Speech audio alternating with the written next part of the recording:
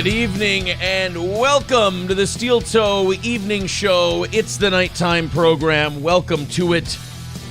I'm Aaron. That's April. Howdy. April made it back here before the show started. She left about 10 minutes ago. Would you like to tell them, you fucking junkie, where you went? She went to get Mega Millions money. One for each of us. She went to get Mega Millions. You can't win if you don't play. I want you to be honest with me right now. Yes. Kids are out of school. Uh-huh. Less chances to go to the gym. Am I getting fatter? No, I don't think so. I feel pudgy. That's because you just ate. I feel like I'm getting pudgy. Oh, well. April had to run and get Mega Millions. She goes, you want me to do it after the show or before? I'm like, just go do it before the show. My hair's wild, man. And that'll be fine. So I went and I thought I was going to be alone for a little bit, riffing with the audience. So I got myself I don't know if the fuller one is bourbon or rye. Bourbon. Okay, so I got a bourbon and lemon iced tea. Oh, that's what I did. Oh, that's fun. Now it's not fun anymore. Now it's gay. No, that's fun. Now I got rained on. Well, anyway, I thought we were going to be able to riff and discuss and talk about some things, but now April's here, so now the guys can't speak anymore. We do have a lot of stuff I want to get to. Somebody did say, where's the ReviewTech interview?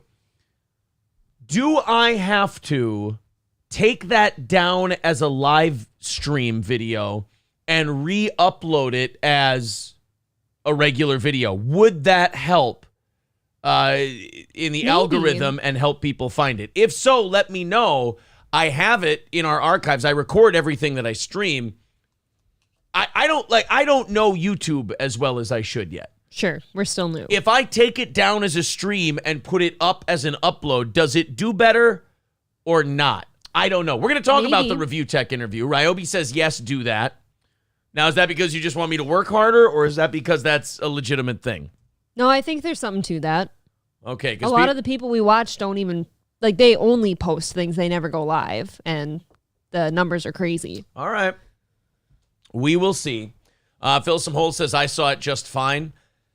I don't know. I know that our numbers go up, like on our live streams when we do the show, that they go up from, they go up to anywhere from 27 to 3,000. It's crazy to see where the viewership is going on the live shows. Yeah. Just to watch it inch up by a couple hundred here, a couple hundred there. Now we're in the 400s regularly, which is cool. Awesome for the live streams. I think that's great for the morning show. I was able to find it and watch it just fine. JJ Dewey says, I can't find it in your videos. Again, I'm only entertaining this because I'm not DSP and I don't just shit on people for giving suggestions, but also because I don't really know much about this. If I go to videos, I mean, there it is right there. Right. I just feel like that should have more views. That's not doing so bad, though. It's not doing terrible. That's pretty good. But DSP is up here. I guess it's a 14-hour difference, too, in how long they've been up. But, yes, I think you're doing just fine. We will see. We will see. I think that one deserves to be all over the place. It was a lot of fun. Rich from ReviewTech USA was very cool. And you know what I like most about Rich? What's that? Rich, he came on, and we were talking about lol cows, and he goes, I'm a lol cow. I don't give a shit. Yep. Have fun with it. That's kind of what I've been trying to explain on this show for a long time, when the Genos and the Red Bars and the Denny's and all these people get mad at me, and Opie, get mad at me. Think about it. 3 months in, and we've made all of these different people upset. They're all angry. And all of it is us just fucking around, smiling, having a good time. Yep. And they get a little shit thrown their way, and they go, oh, this has to be a shoot. Bro, this is all just a work. We're having fun. I mean, do I probably feel that way about you? Yeah, but it doesn't occupy any of my time. I don't want to play, Aaron. I don't give a shit. It doesn't bother me that you're way. Go ahead and be that way. It's fine. It's something to talk about on the show. So I like Rich in that regard, that he goes, I am what I am. People want to laugh at me and call me a lolcout. That's fine. I go on. I do my thing. I have some fun. I get my, 80 to 100,000 views. Call it a day on each video. I noticed you said that today. That's nuts. Yeah, he does very, very well. Good for him. So, Ran Out of Thought says I had to scroll to the bottom under past live streams. I mean, it's interesting, but That's Do interesting. you want to take it down now and get rid of 500 views? I could just re-upload it, Right. and then it's under videos. I don't know. Does think it's doing YouTube good. have a rule against Doing that? well. Like if I upload the same video? You're asking the wrong person. I don't know. No that idea. rule. I don't know. I think it's on a good track, though. I think it's doing fine. So we had Rich from ReviewTech USA on. We were supposed to talk about a bunch of stuff. And then it just ended up being DSP. And then we wanted to get into Jeremy from the Quartering and all these other personalities, and we just didn't have time. Also, it was a who's who of people I enjoy watching from time to time. I saw that. Showing up in our chat. Duty Streams, Snort Hogan, and then Kyle. Oh, yeah. Unique was in there. Unique showed up. So I shot Unique a DM on Twitter. I go, let's get this goddamn interview together. I'll do one of these every week. And let's have him on. Yeah. He said he liked you in the chat. He said, I like both these guys. Yeah. And we like Unique. But I just want to talk to him about his drinking. That's it. I just want to talk to him. And like, cool. buddy, I'm a fan of your shows. I like that you talk shit about all these people. But good Lord, man, can you keep it together? Because sometimes the last 20 minutes of his streams, it's like watching a car finish the Indy 500, but it's on like one wheel and it's on fire. Mm-hmm. And you're like, dude, stay awake. The only reason I want to talk to him about that is because it causes me anxiety when I watch it. I understand. That's it. That's the only reason. Good on him, though. He's one of the only people out there that you've kind of like minimally shit on because of the drinking and stuff, and he still says he likes you. Yeah. He Good for gets him. it. Well, he's probably like, hell yeah, I drink. Look, a guy like Unique gets it. He understands we're all talking shit. We're having fun. Yep. I don't get all it's you know what it is? I've said it before. It's these old men. That think they're higher than thou. These old men just don't understand how the internet works. Sure. And that we're fucking around and having a good time. I do want to throw out a few thank yous before we get too far afield here. Carlos, did Carlos have to reset all of his social media stuff? I don't know. It worried Because me. I denied Carlos a spot in Towboys today because he was already in, and I thought that was a fake account. Yeah, I saw But now that. Carlos remembering into the Yeehaw Club, Gurmy becoming a 3-month member. Thank you very much. And also, earlier in the day, Amy, I believe, bought a hoodie. Okay. And so now Amy knocked their goal down by about $10. And then I got to thank Trident, Duty Streams, and I think Snort Hogan or a couple other people who threw in a bunch of money during the ReviewTech stream. So I thank you guys for that. So that brought us between how far over we went this morning after a rough middle section. You guys rallied late. That was awesome. And what happened during ReviewTech and then the merch purchases. And thank you, Lemmy, for putting that link in there, steeltoeentertainment.com/shop. As our show grows, we're noticing a lot more merch orders than we usually have. So thank you guys very much for that. We do count those towards the show goals. So between all that, our goal tonight with those 2 memberships is now just $260. So it went from $395 when we started this morning down to $260 before the show even started. So thank you guys very much. $260 away from the goal tonight. If you feel like chipping in, there's the PayPal link in the chat. We also have super chats, memberships, and the like. Oh, yeah, Unique did send us a direct message. Did he really? Let's see what he said. That's fun. I'll give him the fucking number right now. God damn it. Just give me a time you want me on. Now. Thursday. Well, no, he's going to stream in a little bit. Yeah. Thursday at... Can I do noon Central again? Why not? Yeah, we're free. I don't think... That's fine. We probably can't golf Sunday, so Thursday would be the only day to golf, and it looks like it's going to be windy. Golf is a lot less important. Thursday at noon Central. There we go. So maybe we'll have Unique on Thursday. That would be very, very cool. So anyway, and thank you, Zen Rhino, for sharing the show on Twitter. That's very Always. helpful. Thank Appreciate it. Do you guys think Unique does pills? We're going to introduce a lot of our audience to Unique, a lot of them who don't know who he is. He's a YouTuber who shits on very little known comics, but then also big name comics. Actually, what's really interesting about Unique, he's being sued by Brendan Schaub. So I think people ought to rally around this guy because he talks shit about Brendan Schaub accurately Really, he was one of the first guys to start jumping on Brendan Schaub. And then Brendan Schaub sued him for talking shit about him on YouTube. As you do, right? And so having Unique on the show would be really nice. I don't know how much he wants me calling him Kyle, but it's not a secret that that's his name. Sure. But yeah, I'm a fan of his stuff. Daddy, what happened to Aunt Michaela? Yeah, I still have no idea what happened with one of our mods. They went a little batshit today. I'm just letting them rest. I don't know why that's such a big deal to everybody. What if they're just having a bad day? I'm interested. Just maybe stop talking about it. KF says, by next year, I'll bet you won't even have to post goals. Keep up the dope-ass shows. That would be awesome. I mean, I tell you what, if we didn't have to post any goals ever again, look, that has my vote. Absolutely. But what is it, 260 tonight? 260. I think we'll hit that one pretty nice.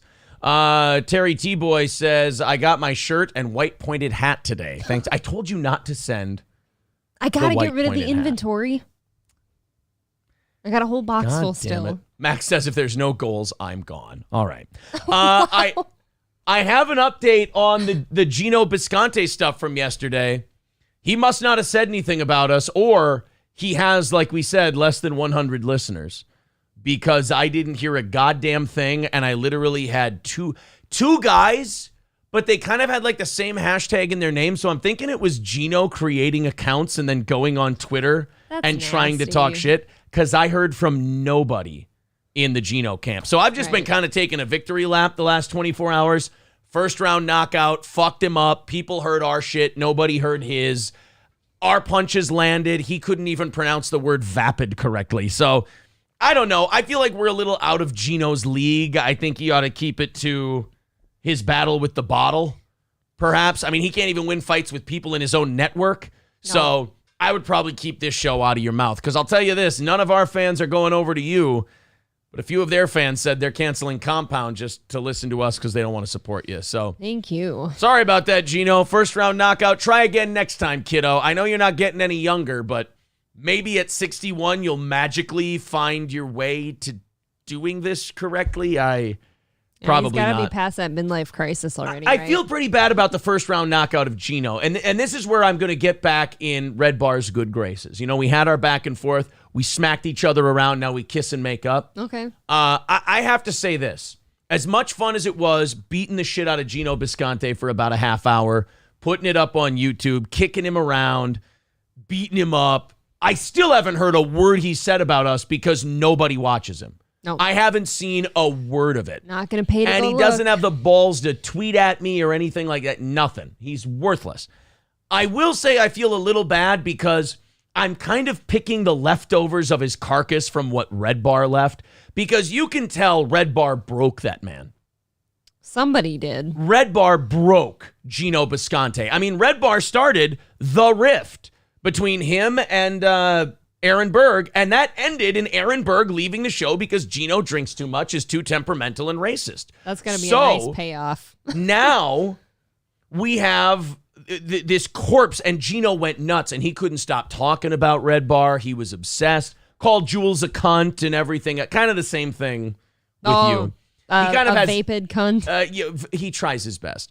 So we had that, and now I kind of feel like I just kind of picked Red Bar's leftovers. So yeah, it was a first round knockout. What are you going to do? It was a first round knockout for us of Gino Bisconte, but at the same time, it was the shadow remains of Gino from what Red Bar left. You didn't fight him in his best form. And isn't that when you want to take people down? Even if I would have, it still would have been a first or second rounder. You see, Gino, adults can stop at one. Just letting you know. You'll learn that. You know what? Hey, what do you think happens first? Gino kicks alcoholism, or he cashes his first Social Security check? I'm just kidding. He's not made enough money to pay into Social Security ever in his life. I was going to say, that's not happening. So, the bottle will hold him for a long time. Mikey says that Red Bar broke him, Steel Toe buried him. Sure, what's wrong with that? I think that's fair. So, teamwork. Run off to Mike David, go to the Bring Back group, whatever. Let Mike know a peace between us this night, Mike David. I buried what you broke. There you go. A nice little assist, if you will. So now we move on. It looks like our next guest is going to be unique. It's going to be Kyle. That's cool, I too. really want to talk to him about the Brendan Schaub stuff and Yep. that lawsuit and everything. We're going to post the Opie video at some point. Max did complain. Oh, and thank you, Chops, for chipping in $10. We take about 6 or 7 of that. That moves our goal to $255 this evening. Thank you very much. Thank you. Max says, got a little money and steel toe flying high now. No, I did not say that. Bill Bones says, are you in the midst of getting any sponsors? We have our local guys that, we took from radio and everything else, but we do have betus.com, and we can restart that whenever we want. I know they did raise our promo code. We kind of stopped because a bunch of our listeners went on it right away. And then we didn't get any new ones depositing and starting memberships. So basically what we said was, guys, we're going to take a break from this. And then they came to us and said, we'll pay you more for your promo code. And I went, you know what? Close to football season. So I think sometime in August. Football's good. Yeah, we'll pick them. back up with betus.com. I have a new thought, actually. Yeah. So the last time I tried to reach out to the likes of Manscaped because you actually enjoy them, Mm-hmm. we were on Twitch, which maybe people didn't take as seriously back then. We weren't as big back then. Perhaps. YouTube's a little more professional. Would you like me to reach out to them again? Or you should just let me know if you ever do. you can. Yeah, I you think a can lot reach of out people to them again. enjoy Manscaped. Let me see if I can find our landing page. That's what I would like to find. Oh no, it's here it is. I would like to find our landing page and then be able to promote it to people because it's still active. Like if you guys want to do betus.com, you absolutely can. Oh, somebody did join this month. It's still active? Oh yeah, I just have to start promoting it again. Oh my God, I had no idea. Yeah, that's all it is. You just Wow. I do like it, though. I mean, you can play blackjack on the shitter. What's not to love about that? That always was your favorite. So there you go. It would be promo code STEEL. Was it one word? Steel toe. Yeah. It was promo code STEEL toe.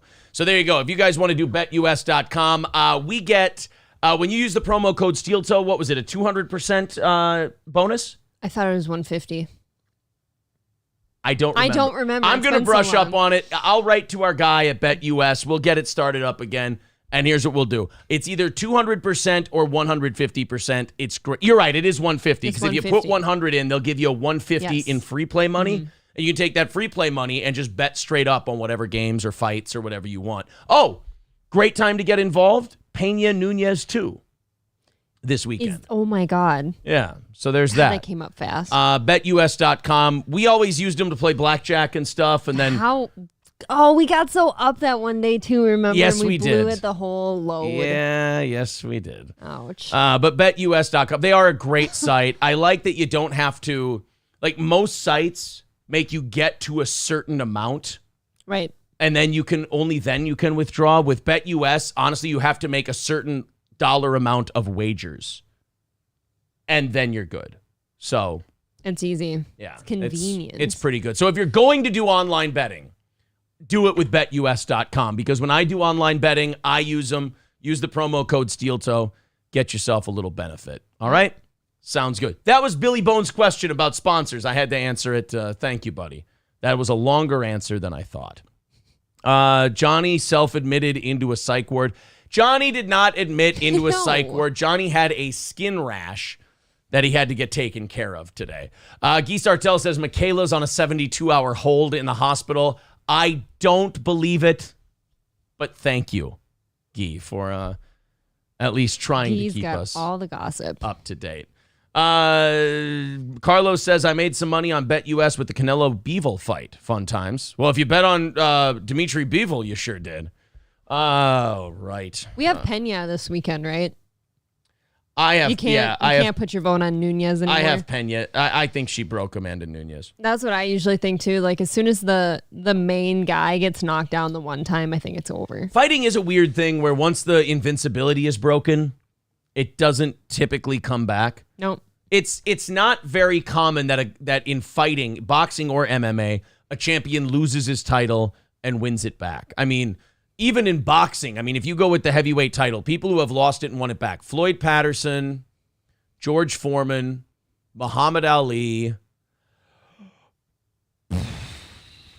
After that, I mean, Mike Not a Tyson, lot. Lennox Lewis, Evander Holyfield. And I don't know. So I you're think alone that on I this. think that's it. Like none of those. I mean, it's hard to do it.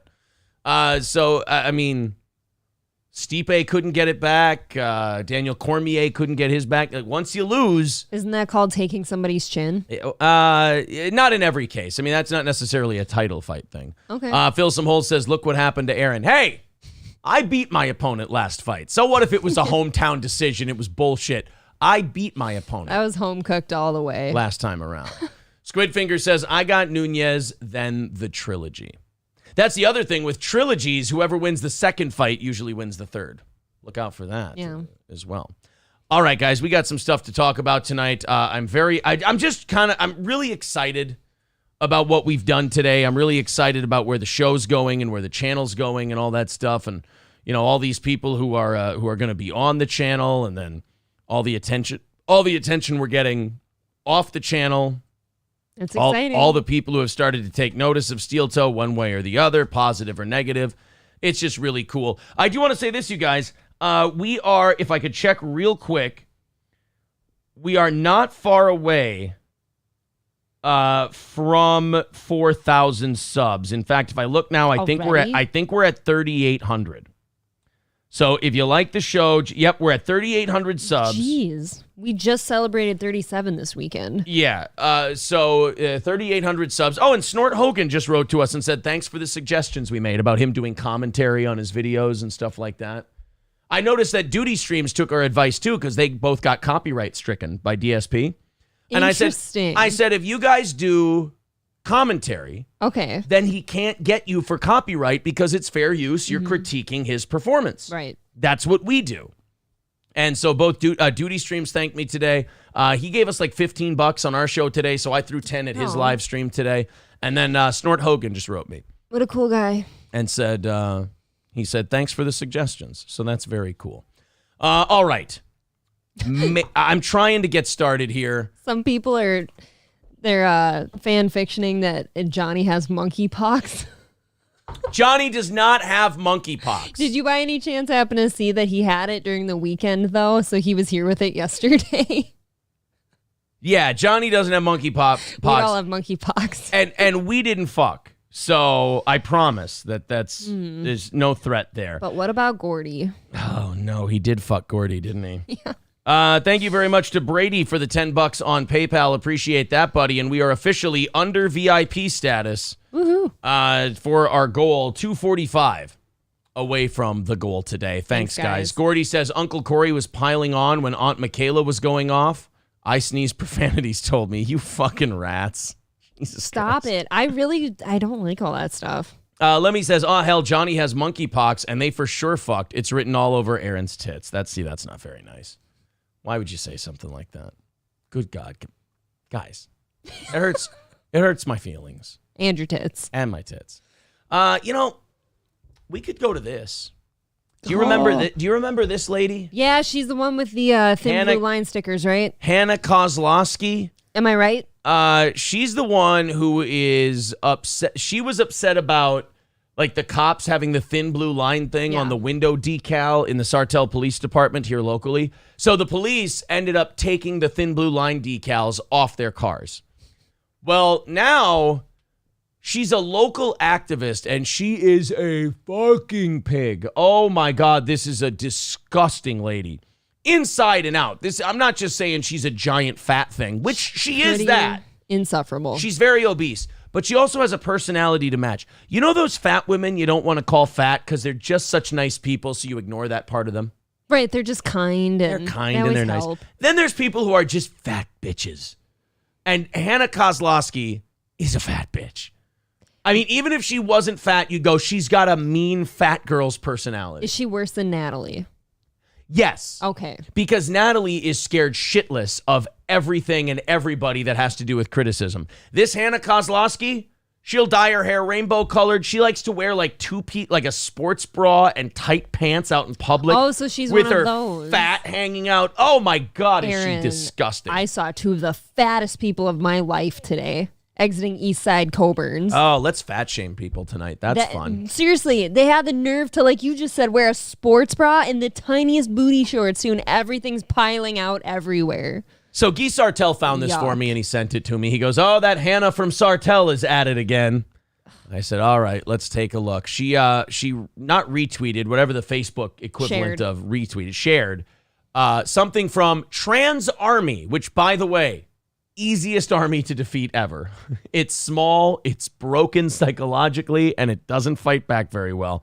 Well, she decided to share this just in case we didn't know. PSA, if a trans woman says she's on her period, it is not your place to point out that she's not just because she's AMAB. AMAB. It's fucking trans talk that they made up. A man about bitches. A most abominable being. I don't know. Fucking based. So, first of all, I want to say this about trans women being on their period. Sure. First of all, I don't know how much you know about women. They don't run around fucking telling people they're on their period. Not usually. Mostly because we already know. They're cunty. It's written all over your face. Oh, just such bitches. But no, women don't run around going, oh my God, I love my period. There's tampons all over everything. I need tampons for my bloody snatch. They don't do that. That's what kind of bugs me about trans women a little bit, is this really shitty impression of women they do. Yeah, right? Like sometimes it's insulting to women. Sometimes, yes. The whole, we all die every month from cramps. Do you have those too? Especially when they snort and grab their cock. That's the weirdest one. But anyway, she wrote, when you take estrogen pills, you do have cramps, bloating, and mood swings, even if you don't bleed. Dude, I get that from eating a big dinner. He syncs up with me. Yeah. It's easy. Because part of the estrogen hormone is, hey, I'm a reproductively mature female hormone, and you haven't had a baby this month. So let's get on that and try again this month. No, you need a uterus and lining and plumbing so that it sheds, and that's where the cramping You're falling on deaf ears, Aaron. Just because you take medicine that makes you cramp doesn't mean that's a period. Men can take medication that makes them crampy. It doesn't mean men are having oh my God. Yeah, it's not a period cramp. Your gut might be cramping from all the bullshit you're pumping in your body. Right, because you're altering your body in a way it wasn't meant to be altered. You're not on a cycle. Like, I don't care if you're taking estrogen. You're not on a cycle if you don't have the parts. Trans women do not need to be reminded that they're trans. Well, then stop telling us you're on your fucking period and we'll stop reminding you. Because you go, I'm on my period. And you wave a flag and we go, well, you can't really have your period because you weren't born a woman. Is there ever... You don't need to remind me that I wasn't born a woman. Will you stop telling me about your fake cunt cramps and I'll stop telling you you're a fake woman? How about that? We'll make a fucking deal right here. Come on, Jack. Let's all do it. Stop lying. Let's shake hands right now. You stop lying to me, I'll stop lying to... Well, I'm telling the truth. I'm just hurt. You stop lying to me, I'll stop hurting your feelings. There, ready? Works. Put her there. Put her in the vice. Yeah. Ooh, yeah. Put her 5 good ones there for you. It's actually a Dr. Cox line. I don't know why I said it as Macho Man weird. Randy Savage. I don't know. Yeah. Listen here, Noobie. Yeah. You see that woman over there? Yeah. Just give her some Tylenol. Yeah. You just paged me to ask me how much Tylenol. Yeah, listen here, Clarissa. It's regular strength Tylenol. You take a handful and you throw it at her. Yeah, whatever sticks, that's how much you give her. Oh, yeah. Macho Man Dr. Cox could stick around. What would Dr. Columbo have to say about all this shit? Well, ma'am, you're telling me that you had your period. But there's just one more thing. I found a cock under your dress. It's not my best Columbo, but Not supposed to look there. it's more of a character impression. I just have a really big clit. Now I have to go to classes for sexual harassment. And then edit. Of course, they had to have an edit for this. Okay. For those of you wondering how a trans woman might have cramping without a uterus, I wasn't fucking wondering that. Again, this whole post is oversharing from shit I didn't ask about. But okay, you've gone this far, go bananas. Plus, they're the stupid kind of person who says women instead of woman. For those of you wondering how a trans woman might have cramping without a uterus, estrogen is known to affect all smooth muscle, causing it to contract. The uterine lining, which they don't have, is made of smooth muscle as well as the intestines. This is why women experience lower back and mid-abdominal pain as well as lower abdominal pain and have what are referred to as period poops. Ah, yes, the bloody cunt diarrhea. That's wonderful. Let's have a big fat lady tell us all about the giant shits she has once a month. Do you ever think that maybe people don't dislike trans people?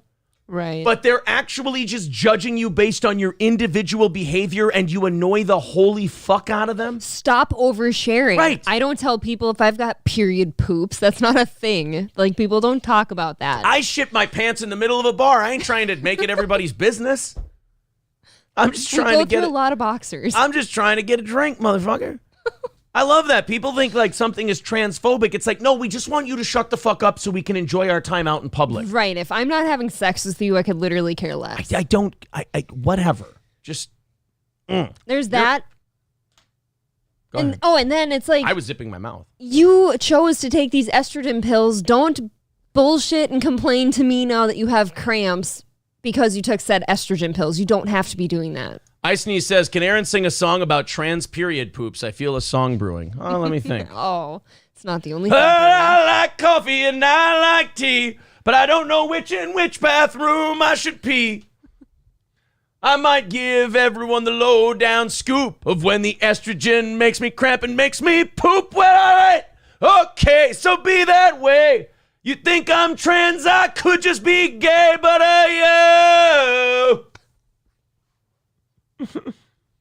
you didn't think Runaround was coming out of that, did you? No, I didn't. Holy shit. Oh. Holy period poops. Yeah. So I got a period poop thing out there. Remix. Yeah, He's gonna come out with like a, what is it, like a kids bop, but for period poop remixes. Right. Yeah. Exactly. They're not doing anything. Better than John Pop. John Popper's not dead. No, John Popper lost a bunch of weight. That's right. Oh. Thank you very much to Balls Deep for the $19 in super chats. We are 2:30 away from our goal tonight. Remember, guys, if we knock that goal out, that means we do an extra half hour of show for you, and it means our show breaks even. And remember this, no more goals in the evening shows this week. This is the last evening show with a goal. Tomorrow night, we're doing our prize show. Now, this is new to the YouTube audience because this is our third one we've done on YouTube. We do a prize show where if you're a member, and you become a member tonight, it still counts. You become a member tomorrow night before the drawing, it still counts. We enter you in a $100 drawing automatically. You're assigned a number. We draw numbers. We see who gets it. If you're a VIP, you're also entered in a $100 drawing automatically. And we also have a separate drawing that if you throw in $15 on PayPal tomorrow night during the show or $20 on the YouTube Super Chats, you get 2 of our 5.5-inch vinyl stickers like this, and you get entered in a $250 drawing. Now, you can either take the $250 if you win, or you can say, I'd like the VIP package. Either one works for us. You're buying the sticker. Yeah, so if you feel like chipping in this week during the evening shows, tonight's the night to do it because we don't have a goal tomorrow night. It's all prize night stuff. And also after tomorrow night's evening show, I am putting in an order for merch. So if you become a VIP or order merch before then, it's going in Thursday morning. Yeah, so it's going to be a busy week. After the prize show, we're going to do all our merch orders for the month. Get ready for that. So thank you to everybody. Again, 2:30 away from our goal this evening. The PayPal link is right there in the chat. I just put it in there if you'd like to check it out for yourself and throw us a couple of bucks. All right, let's start tonight. Now that we've gotten into our beefs, kicking the shit out of Gino Bisconte, and trans women having period shits and period cramps and everything else, which is I have to tell you guys, fucking lovely. I needed to know. Let's get into Kamala Harris. Well, first we got 1266 from Bjorn. Thank you. Thank you very much. Very nice of you to do that on the PayPal. So let's knock that goal down again. 220 away from our goal tonight. You guys are getting there. Let's just keep it going. Kamala Harris, as if the United States was not embarrassed enough, she decided to start a meeting today, and I can't remember who the meeting was with. I'll get it from the article here. I think it was with tech leaders. I think it had something to do with tech. Which I'm sure she's great at. And she decided to start this is like the brilliant minds of the tech industry from around the world meeting with the vice president of the United States. So this carries with it a certain amount of weight. This is a serious deal. Yep. You're talking to the most powerful country in the world. So would you guys like to see how she starts it off? I sure would. I mean, remember when Donald Trump got kicked out of office and Biden and Harris got elected, it was, hey, the adults are back in charge. The United States can be taken seriously again. Oh, yeah. Orange Hallelujah. Man's gone. You want to see what being taken seriously looks like? Sure do. Good afternoon. I want to welcome these leaders for coming in to have this very important discussion about some of the most pressing issues of our time. I am Kamala Harris. My pronouns are she and her. I am a woman sitting at the table wearing a blue suit. And never been more proud. In related news, I believe China just invaded Taiwan. I think so. I'm pretty sure. They've taken them. I'm pretty sure they've taken Taiwan. They watched that meeting and they went, oh, these guys aren't. You'll do fucking nothing. This gives me the same feelings as the Navy doing that, like, gay pride video. Yeah. Like, don't you have more important things to talk about? I get it. You want everyone to feel good and you want everyone to feel accepted. But, this shit doesn't just happen in a vacuum. It doesn't happen in the United States and nobody else sees it. The whole fucking world sees this shit. And we're over the moon. We're out of our mind with this gender shit. The rest of the world is not as crazy as we are on this shit. We lead the world, except maybe like Justin Trudeau's house, in how psychotic we are over this shit. So when Kamala Harris does shit like that, yeah, it may be funny. Haha, boy, does she sound stupid. It still carries weight. But weight. the rest of the world sees it. Yep. And the rest of the world goes, really? This is how you guys are starting your tech discussions in your country? Or she, her? I'm wearing a blue suit, sitting in a chair. Billy likes to drink soda. We just continue to look like a joke. Miss Lippy's car is green. I just got to say this. Thank God that the adults are in charge. Which ones? These Where? are the those ones in adults. China? No, the she-hers. I mean, they are just... the she-hers and the blue suits in the chairs? Yes. In the blues. Sounds like a song. Was she introducing herself or was she playing a game of Clue? I don't know. I'm Kamala, the she, her, in the blue suit, in the chair, in the billiard room. Oh my God, that's exactly what it was. Now to introduce ourselves, we have to play Clue all the time. Hi, my name is Aaron. I identify as he, him, and I had a rope in the study and I was with Mrs. Green. She's a freaky bitch and she likes to be choked. I think you should do this at the anniversary show. Oh, yeah. None of us will know who you are if you don't. You guys got to say your pronouns. Thank you very much to Bandit of 71 for the $20 on PayPal. Appreciate that, buddy. Now we're at an even 200 for the night. Thanks, guys. That would be very awesome if we hit that goal early tonight. Remember, then we do 30 minutes of overtime and whatever. Oh, if you go over tonight, like if somebody becomes a VIP or somebody gets crazy generous, that's going to go to the morning show now because we don't have a goal tomorrow night. Kane J says it's like the introduction at an AA meeting. Hi, Kamala. It's the whole circle. Gosh, it's just... bunch of zombies, yeah. I mean, and there is a certain segment. Here's the problem. And there was a poll recently that said like 60 or 70% of the country thinks we're going to have a civil war in the next 5 years. And I think part of it is because everyone I'm around sees that and goes, oh, for Christ's sake. Like they're watching a child, you know?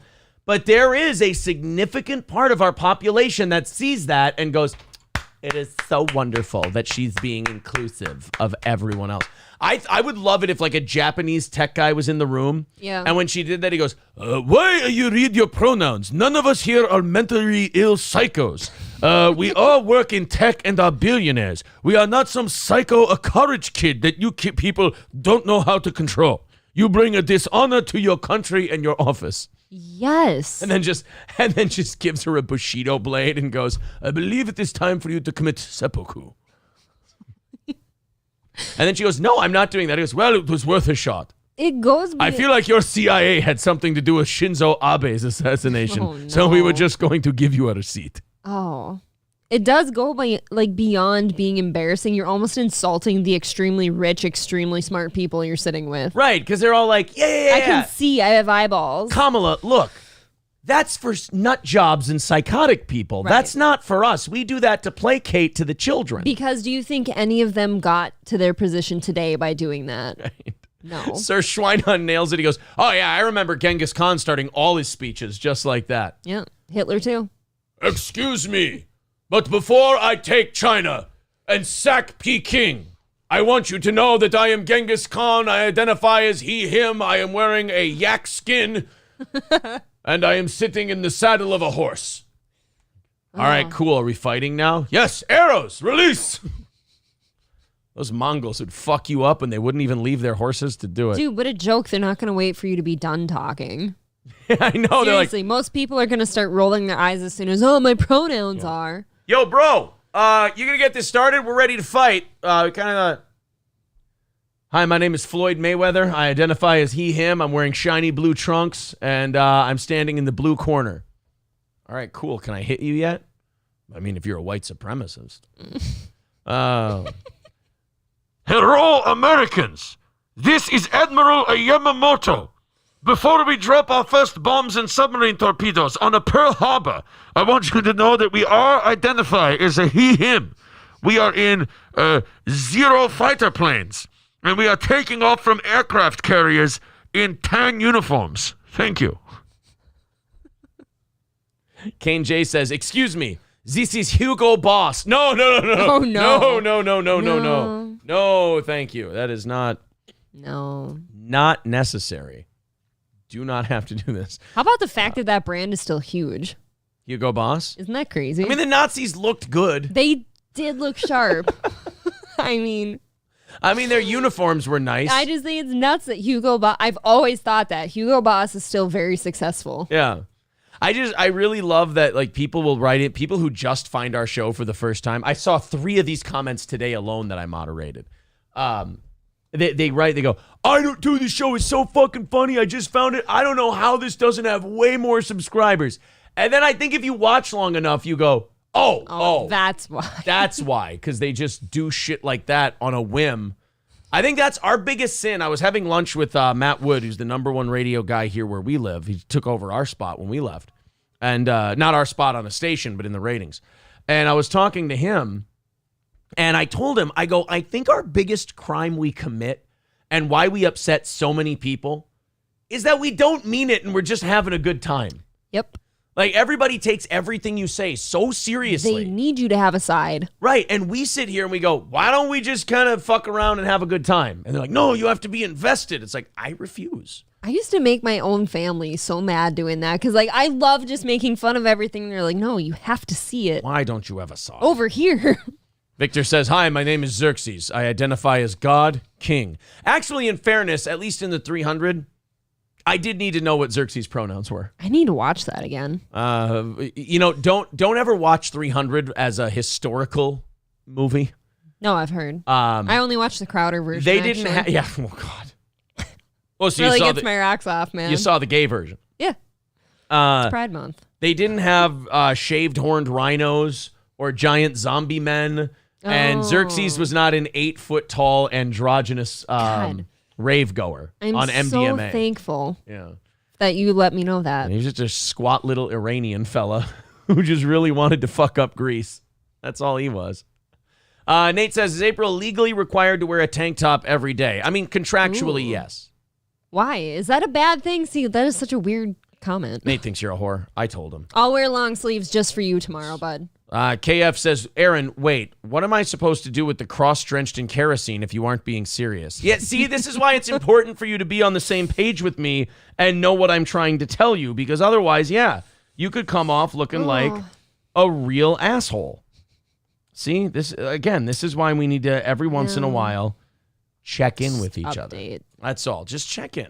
I had to kick another one of those out of our yard the other day. What? Somebody left one. A burning cross? Yeah.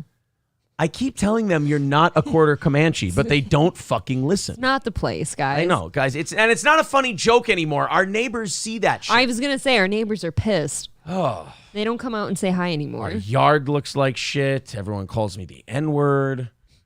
It's harmful, I'm telling you. All right, $200 away from our goal tonight. PayPal link in the chat, super chats and memberships count. Let's knock out that goal tonight, and we're good for the week. No more evening show goals for the rest of the week. All right, April, you selfish bitch. You're going to like this one, but you're going to feel bad for liking it. I'm a selfish bitch. Biden's back at it again on student loans. He's going to extend the payment freeze again. Why? Because he's working on a plan to forgive $10,000 per borrower. Borrower. You're doing a lot of Shabisms tonight. Yeah, I really am. It's because I had a drink. Do you know how I knew before I came down here that you had one made? Oh, yeah? How's that? You left an ice cube on the floor. I really thought Gordy was going to eat that. It's bigger than his head. Well, I figure he'd chip away. What do you do? Yes, borrower. Is that what I said? Oh, like a wheelbarrow. I ain't been a long ways tired. I come too far from where they brought me to. Oh, so he's extending our payments one more time. But now is this per borrower or per borrower of certain groups? No, I think since to cancel all student loan debt would cost trillions of dollars and everyone would tell him to get fucked because inflation is out of control. I think $10,000 per borrower. Correct me if I'm wrong. I think there's 3 million people with student loan debt. Amount of people. I bet that's going to start going down with student loan debt. 43.4 million. Boy, you were way off. Fuck. The average federal student loan debt balance is $37,000. Suck my white ass ball. I feel pretty good. I can knock a solid $30,000 off that. So out of 43.4 million, that means about 35 million probably have over 10 grand in student loan debt. Let's do some numbers. Times 10,000. That's a solid $350 billion. So you'd probably have to do about a $500 billion spending bill in order to get that I guess done. Just round it out, right? Yeah. Well, because they got to do giveaways to bankers and they got to do giveaways to all these middlemen and all this shit. You have to grease the wheels, if you will. Yeah, you got to do all that stuff. So so it costs about $500 billion. Yeah. To get that whole thing done. See, now that's one of those deals where you, with 5 or 7 or whatever you have, you're like, hey, sure, absolutely. But if I don't feel good about it. Right. But if you're doing it anyways, and I've got to deal with the consequences regardless, it might as well be mine. I'm pretty much. But it is weird. Ever since COVID started, they have completely frozen payments, and I don't know why. Has that been they froze rent? They froze student loan payments? You don't have to pay any of this shit, but yet we're printing and giving you more money than ever before. But you don't have to pay for any of your shit. It makes sense. I feel like it's either one or the other. Either you're cutting people checks or you're not making them pay for shit. We did both, and then we can't figure out why we have record inflation. Isn't that something? I don't get it. Yeah. That's maddening. Knock $10,000 off for every Russian jet shot down. Yeah, we can sell MiGs for scrap. We can sell parts. Yeah. That's what we'll do. We'll send every person who wants their student loans paid for to Ukraine, and then they can chase shot down jets and collect the scrap metal and sell it to pay back their debts. If you're lucky, you'll find a fully functioning computer from one of those, and you can pay off your student loan debt in one shot. Yeah, maybe. That would be pretty nice. I just find it really interesting. Up until right now, you just said per borrower, which I'm assuming would include me if it truly is per borrower. It's been 1 week since you looked at me. Right. It's been every single little niche grouping of people that he's forgiven first, He has forgiven some, hasn't he? Like some student loan debt's been forgiven. Yeah, he has, but you've got to be either super, super, super poor, disabled, or black, pretty much, or Why a did minority. You say black like that? That's a minority. You've got to not be white. You said black. You said it like it was bad to be black. And it is bad to be black, but like bad, Black is bad. You're a cool dude, Aaron. I really am.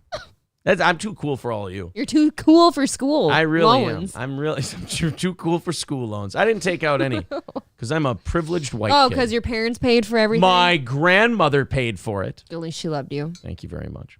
$200 away from our goal. Let's fire away, knock that out. You know what?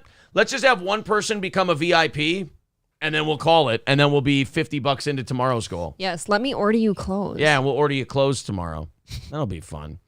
A lot of metal to scrap in a tank. Oh yeah, if you can blow up a Russian tank, you get your college paid for. Or steal one. There you go. Hey, if those kids with all that student loan debt join the military, does that student loan debt get forgiven? Let's make that a rule. I've been confused about that. I know if you join a branch of like the military or something else, like before you go into school, it's all paid for. I don't know if it's reversed though. Like if you join after going to school. Let's make that a rule. So. You want your college paid for, go into the military, we're good. Although, have you seen these kids who are in college for 6 years now? Do you really want them on the front lines? Dude, I was in college good almost 10 years ago now. It was exhausting then. Yeah. I don't know. I was plenty okay not sticking around.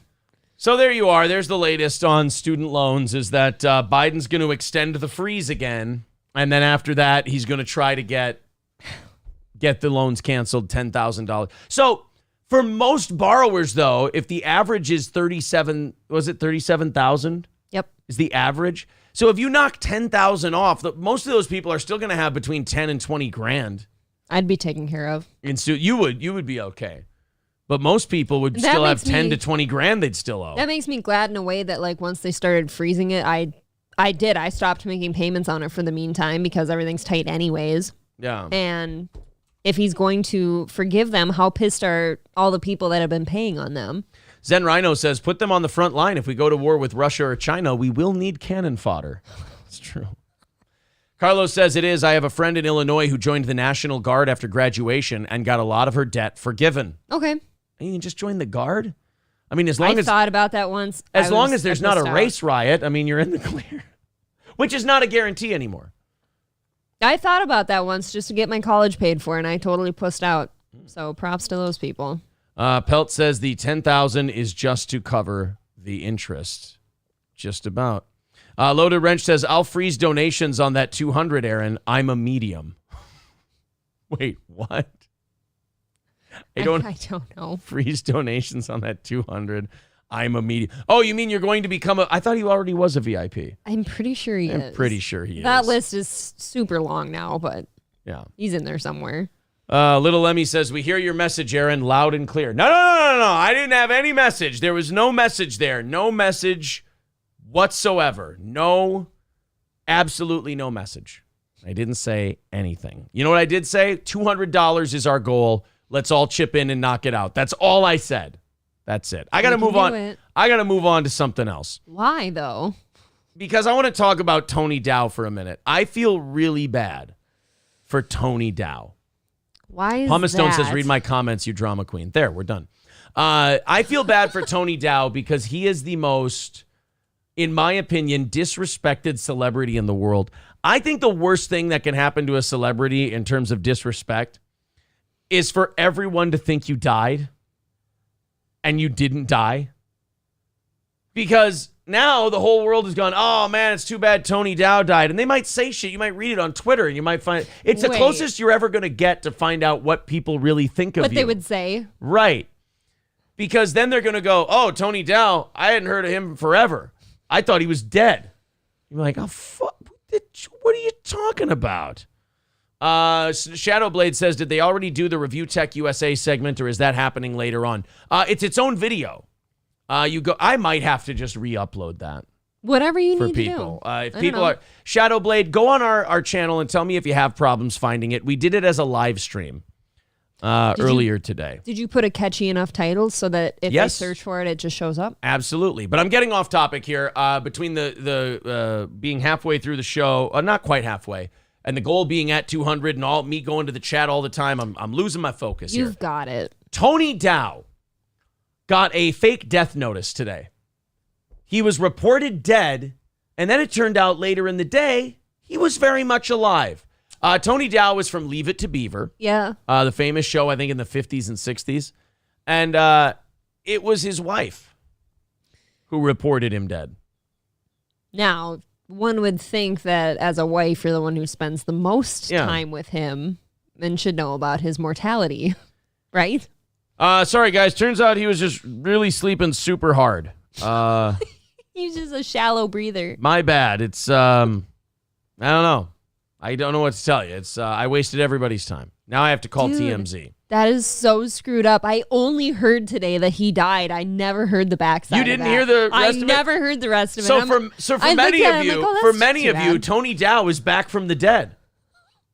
Yeah, I'm just finding that out now. That's amazing. Thanks to his lovely little bitch. Tony Dow's wife told TMZ that she believed her husband was dead.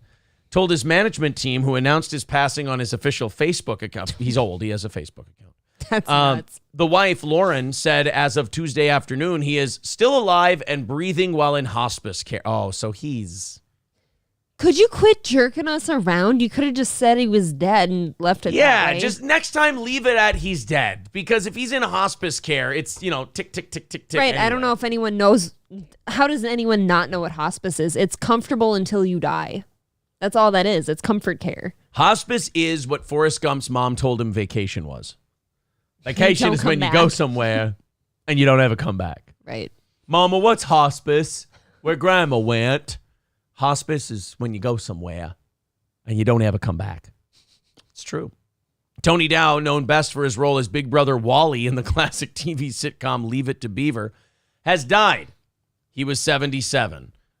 His management announced the news of his passing on his official Facebook page Tuesday morning, but then it was his wife who ended up saying, nope, sorry, he did not die. Now, if you'll excuse me, I have to call the probate lawyer and the bank. I have to make some corrections. I made a few withdrawals today that I was not authorized to make. Oopsie. Now, did the world react in kind fashion to his death? Yeah, I mean, nobody hates Tony Dow. Or would he be upset with the lack of...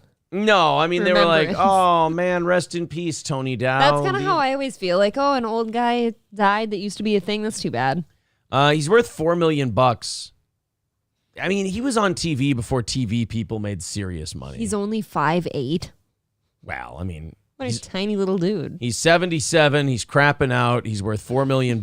So his wife was looking forward to getting her hands on that $4 million, and she jumped the gun a little bit. That's all. Mr. Nobody says these days, Leave It to Beaver has a whole different meaning. Thank you, sir. Zen Rhino says, tell Aaron, are you saying that a lot of black men are in hospice? Wait, what? Whoa, what? Whoa.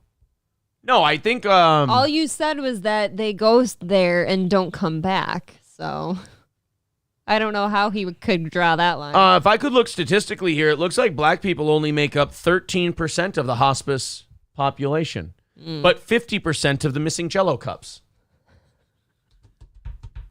That's odd. That's all I'm saying. Seems off. I think there's racism in the enforcement of Jell-O cup theft. It's thick. The air's thick with racism. That's what I think. It's choking everybody with knees. And Victor says, now when Danny Most goes into hospice, I'm really going to break down crying. All right, I gotta look he's not even there. I have no idea who the fuck that is. Danny Most, did he say? Yeah. Danny Most. Don Most. He was Don Most was Ralph Malph on Happy Days. Oh. Is he in dying range too? He weirdly looked like Gene Wilder in one of those pictures. That one in the plaid jacket. Oh no. How old is he? He's only 68. He'll be fine. I don't know. My grandma died at 67. Well, career-wise, he might not be fine. I don't know if Don Most is doing anything. Oh shit. I should shut my mouth. He's been working. Did a TV series. He did a TV movie, Holiday in Santa Fe. Look. When George got murdered, Puckheads, County Line, No Fear, The Criminal Kind, Horizon. He's working. Okay, he's busy, but I've not heard of a single one of those. It's a paycheck, baby. Ralph Malph is still on the clock. Thank you very much. Ooh. Loaded Wrench says in the nursing home, they've got walkers with 20-inch wheels. Now, that is remarkably unpractical. Thank you very much. They've got spinners, man. Remarkably impractical. They're always really, really, really old seats on the wheelchairs, but like really, really new rims on the wheels. I'm not playing this game with you people tonight. All right.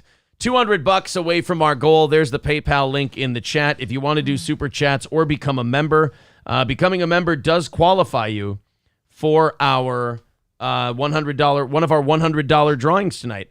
Thank you very much to Eric for the $10 on PayPal. That's appreciated. And we have broken the 200 number. We are on to 190 away from our goal today. The cool part about this is everything we go over will roll into the morning show. The negative of that, of course, if we don't hit our goal, it rolls into the morning show as well. So the best way to fight against that is knock it out, kill that goal, and work towards tomorrow. Thanks, guys. This next story has to do with something that I'm pretty adamant about. Okay. As someone who has a public life, if you will. Yeah. Moms using their kids on their social media to drive hits and get popularity for themselves. And sure. I feel like it's a step below being a pageant mom. Yeah. No, I would agree with that. I think that in a lot of ways, kids give importance or relevance to, well, they do in general to parents, but I think moms take that to another level sometimes. And there's people on YouTube who like put their kids on YouTube in order to make a bunch of money for themselves. And it's fucking gross. It's like, it's these stage moms or these Hollywood parents who drain their kids of all their money and book them for all these jobs and don't let them have a normal life. And then their kids grow up all fucked up. And it's all the parents' fault. And in some cases, the kids don't have any money. Right. The parent took it all. The mom took it all. Yeah. So it's shitty. It's gross. One TikTok mom is removing videos of their children from an app over fears they are being targeted by pedophiles after footage of TikTok's most popular 3-year-old girl is saved by thousands of men. Gee, you think? It's almost like there's a reason people don't put their kids on fucking TikTok and Facebook and Twitter and everything else, especially if you're a public figure. If you have any kind of fame or any kind of notoriety whatsoever, in my opinion, keep the kids off of social media. Any online presence at all. First of all, the kid can't consent to it. They don't know what they're signing up for. They just know that their mommy's excited about it, or their daddy's excited about it, or whoever is excited about it. And that if it makes them excited, then they're going to do it. It's that positive reinforcement. And then you get fucking creeps who will look at your kid. Like, once you put your kids out there on the internet, you can't control how it's perceived. That's my number one reason for not posting pictures of our kids is because of any of our trolls or creeps that might know us and therefore would go into our kids' stuff. That's pretty weird. So I would say for this woman, better late than never. Right. But there's plenty of people in your life who warn you about this kind of stuff. And it already said thousands of men saved the video. Yeah.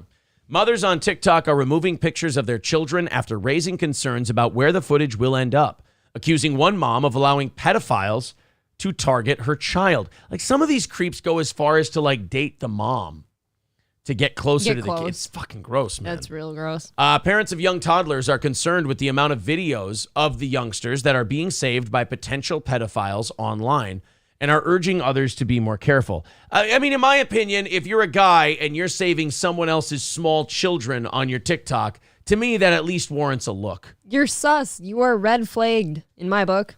The movement was sparked after the mothers spotted a worrying trend with TikTok's most popular 3-year-old girl. I'm not even going to say her name.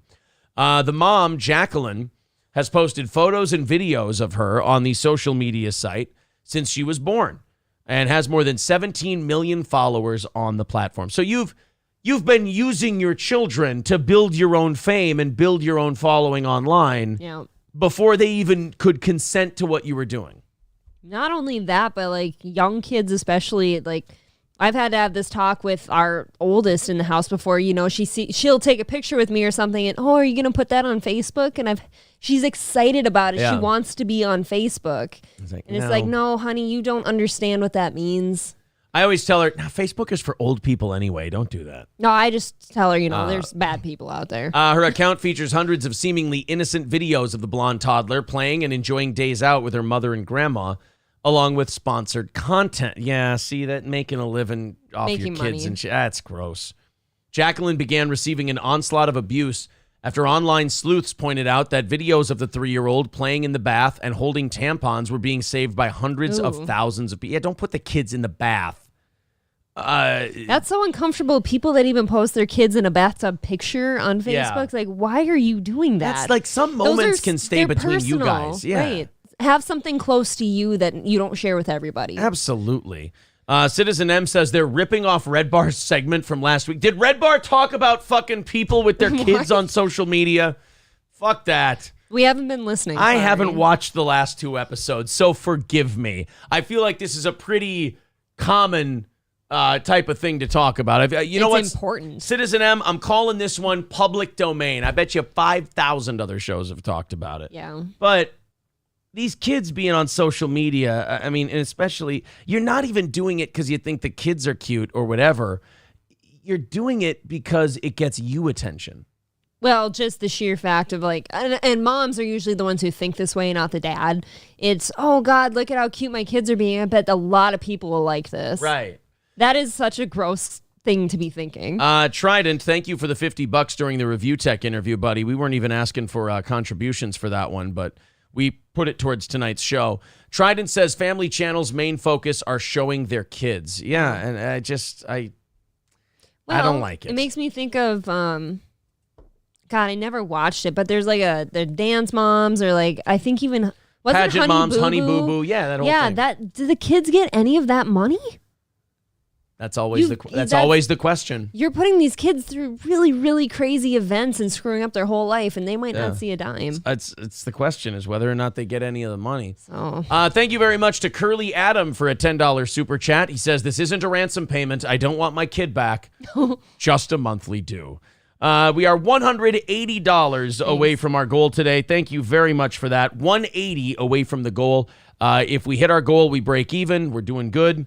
Doing well, I should say. And we give you 30 minutes of overtime. So 180 away from the goal. And we kind of have this new policy now because the audience has proven they're good for it. If we get within 50 and it's at the buzzer, we call doing it on credit. And we just do the half hour and we're like, you guys are going to do the extra 50. So 180 away from our goal tonight. If you feel like chipping in, I Sneeze says, let's get 5 people to donate $50 to get K-Fallen a VIP.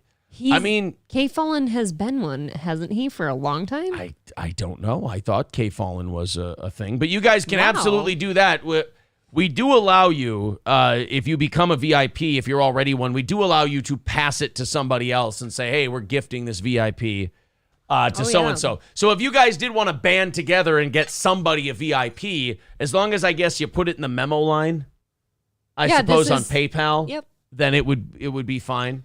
I would have no problem with that. But I think K-Fallen. That's what Rusty says. Oh, no, K-Fallen says I am not a VIP, but that's an honor. Well, Jesus, I really thought you were one of the first ones. I did too. But I Sneeze says if we can get 5 people to donate 50, I mean, that's a heavy ask. If you can get maybe, 50, what would it be? 15 at Scott Steiner math.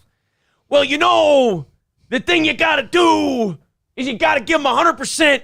Or the 250, but if you give them 200% of the 200, who fucking knows? By the way, speaking of wrestlers, I was walking out of our gym today, and the gym owner, our coach and stuff, like he's walking out, and I was saying, "Oh, it feels good out here after hot. It's hot in there." And he said something about Triple H about the heat, humidity, and something else. Yeah. And then he went into this Triple H thing about how he's taking over for Vince McMahon, and how upset he was about it. Oh, I'm going to talk to him about that. He's mad about that. If you let me go to the gym tomorrow while you do the pickup, I can talk to him about it. Oh, okay. About pro wrestling a little bit. It was out of nowhere, totally unprovoked. Just wanted to talk to somebody about it. I feel like those older guys who are wrestling fans are pissed about. Yeah. They're pissed about the Vince McMahon thing because they're older guys and they're like, hey, he was just fucking girls who wanted to fuck him and he paid him millions of dollars and now people are snitching on him and now he's got to step down. And it's kind of bullshit. And it is. These people, it's kind of like the Stormy Daniels Donald Trump thing. Mm-hmm. You fucked him. So what if he's an old man? You don't want people to know you fucked him, or you want people to know, but it was for this, that, or the other thing. And then he gave you a shitload of money, and now you're going to sit there and burn him? Then give the money back if you're so ashamed of it. Exactly. That's super fucked. You made a transaction. Stick to it. Thank you very much to Pumice Stone. He says, you haven't transferred my VIP from Twitch. Everybody's VIP gets transferred. Don't tell people that. 175 away from our goal tonight. We are getting close, and we still have 50 minutes of show left, so if you feel like chipping in, 175 away. KF says, Steel Toe, I have you guys as my nightly dog sleeping list that I put on for the puppies at night. They get a bit more racist. You get a couple of cents. Win-win. Yeah, if you do YouTube Premium, the more you watch our channel, the more pennies we get from your YouTube Premium. As long as your dogs aren't pit bulls, I'm sure they're happy with it. Yes, we probably talk some shit sometimes, and that makes your dogs upset. But if they were pit bulls, they were already racist against white babies. Dave says, I donated at least $100 million today with all the priceless inspirational posts I posted. Absolutely. It's as good as pledging. Absolutely. Ran out of thoughts, just chipped in $7, and he says this is towards K Fallen's VIP. Hubba hubba. April, write it down. Keep notes. $7 into K Fallen's VIP. They want to crowdfund K Fallen's VIP. Can we get $250 for K Fallen the Great, one of our OG listeners, to get a VIP package? $250 in a week. If you're new to this channel, the VIP package is simply this. Since we do run on listener donations, we like to give back if people get crazy fucking generous. This all came from the fact that people were showering ridiculous amounts of money on us, like when the economy was much better. Yes. And we were like, Jesus, we feel bad. It left us red-faced. People were giving obscene amounts. So we said, you know what? We did some numbers crunching and we go, here's a cool package for you where you can eventually make back all the money that you contributed. $250 in 1 week. We'll give you all of our merch, the 3 t-shirts, the 5.5-inch vinyl stickers, the hoodie. You'll get 2 tickets to all our comedy and shows and live events. You'll get entered in a $100 drawing every month. And every time new merch comes out, we'll send it right to your door without you even asking. So that's what the VIP package is. And now a couple people in the audience want to crowdfund K Fallen to get a VIP package. So right now it's at $7. It also puts our goal at $170 for tonight. Let's see if there's any takers for that. It's a noble gesture. Yeah, PayPal link is in the chat. Oh, buying hoodies and buying t-shirts and shit too, when you buy merch, that counts towards the goal as well. So if you're like, hey, I want to give these guys money, but I'd like a fucking t-shirt or a hoodie or something for my trouble. Right. Go buy one on steeltoeentertainment.com/shop. That link's in the chat too. They're really cool.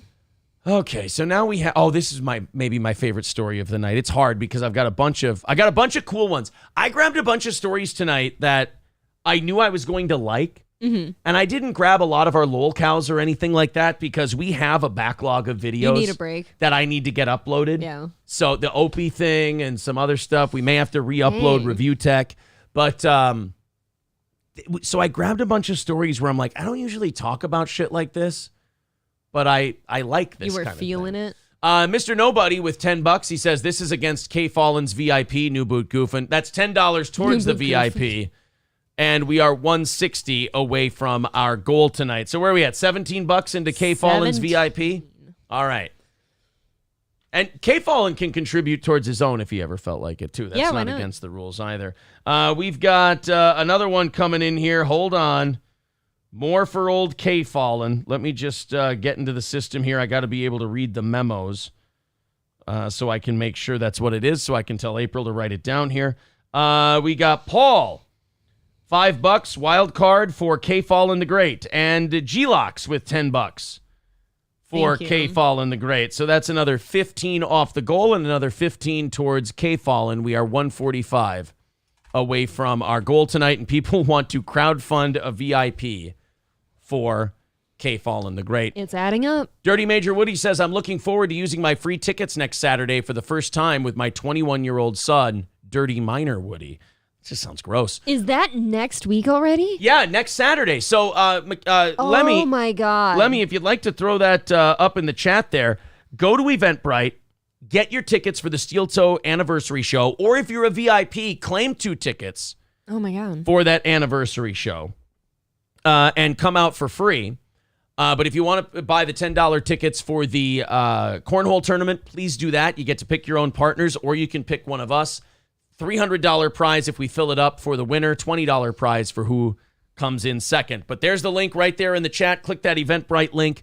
Buy your tickets for the comedy show at 8 o'clock or the cornhole tournament at 3 p.m. It's a week from Saturday. Let's fill that thing up. I think we've got like 60 people via VIP. We got a couple, I think a dozen or 2 people via tickets. I think it's like 15 or 20. So you're talking about 80 out of 120. So there's about 40 or 50 tickets left to this thing. All right, I got Andrew with $20 towards K. Fallon, and I've got Curly with $10 towards K. Fallon. Pretty cool. So that's now, I got to knock down the goal. The goal is at 120 at the moment. And what do we have for K. Fallon? 62. 62. So we're 62. So we're about 190 away from K. Fallon getting a VIP. Was I supposed to order like a new banner for our shows and stuff now that we're on YouTube? Nobody will notice this time around. Okay. I don't think it's a big deal, especially at Stoney's, where I didn't realize how fast it was coming up. That's how busy we've been. People are saying that must be the old link. I don't think so. If I click on it, that's the old Capitol Tavern one. Oopsie daisy. Hold on a second here. Let me just get this for Lemmy. Here you go, guys. Here's the link in the chat. There you go. That's how you can get your 2 tickets. Or get your tickets, as many tickets as you'd like, to the anniversary show. So 120 away from the goal. How many? 90? What do you say? What are we at for him? What are we at for K. Fallon? 62. 62 for K. Fallon the Great. There's David. You'd all be dead now if it wasn't for my David. I Sneeze with $25 for K. Fallon the Great's VIP. Thank you. And that's going to put us at $95 away from our goal tonight, and also a little bit closer to our buddy K. Fallon becoming a VIP. All right. This might be my favorite story of the night. This Raleigh bands or Rolly bands. I'm not sure. Have you ever heard of him? No, I'm going to guess it's Rolly bands. Okay. So he's a rapper. Well, is he? Was he? Was he? Uh-oh. Rolly Bands was a rapper who was shot to death outside his own home. Now, that doesn't sound funny, does it? No. That sounds really, really mean. It sounds unfortunate. That sounds like a terrible thing to do to somebody. Shoot them right in front of their home. Well, you know how when bad things happen and some people will say something like, oh, he asked for it. And you're like, Jesus Christ, man, that's a little rough. Did you see what he was wearing? Well, in this case, Rolly Bands literally asked for it. Rolly Bands, a Florida rapper, was shot dead outside of his home in the Tampa area after daring critics to come and confront him to his face.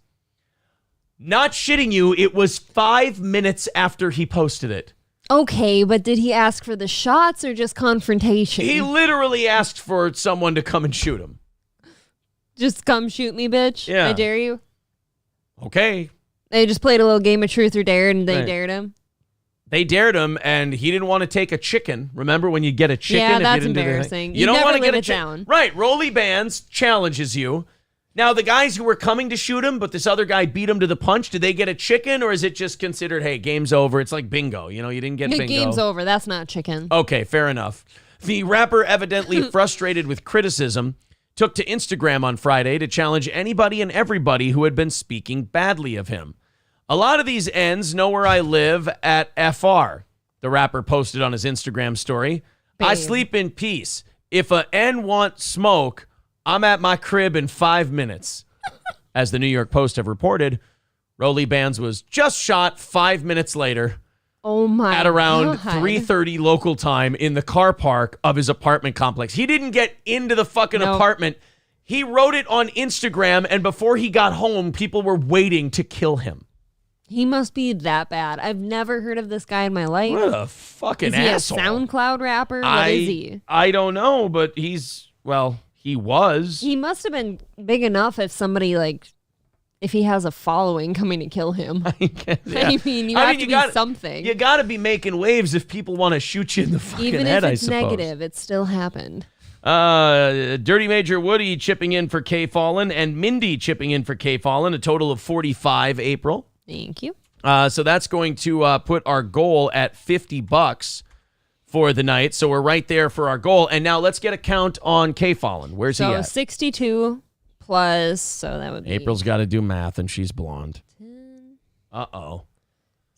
Plus 70. 62 plus 70. 132. 132. So we're about 120 away from K Fallon the Great getting himself a VIP gifted to him. Nice. By this audience. All right. And by the way, if you're not proud, you want to be in the chat one day, look, we ask for money on our stream. So if you want to ever ask for money, if you want to say, hey, I don't have the money, but I'd really like to become a VIP, hey, worst you can do is ask, right? Look what they're doing for K-Fallon. How great will it be once we can gift memberships? That would be cool.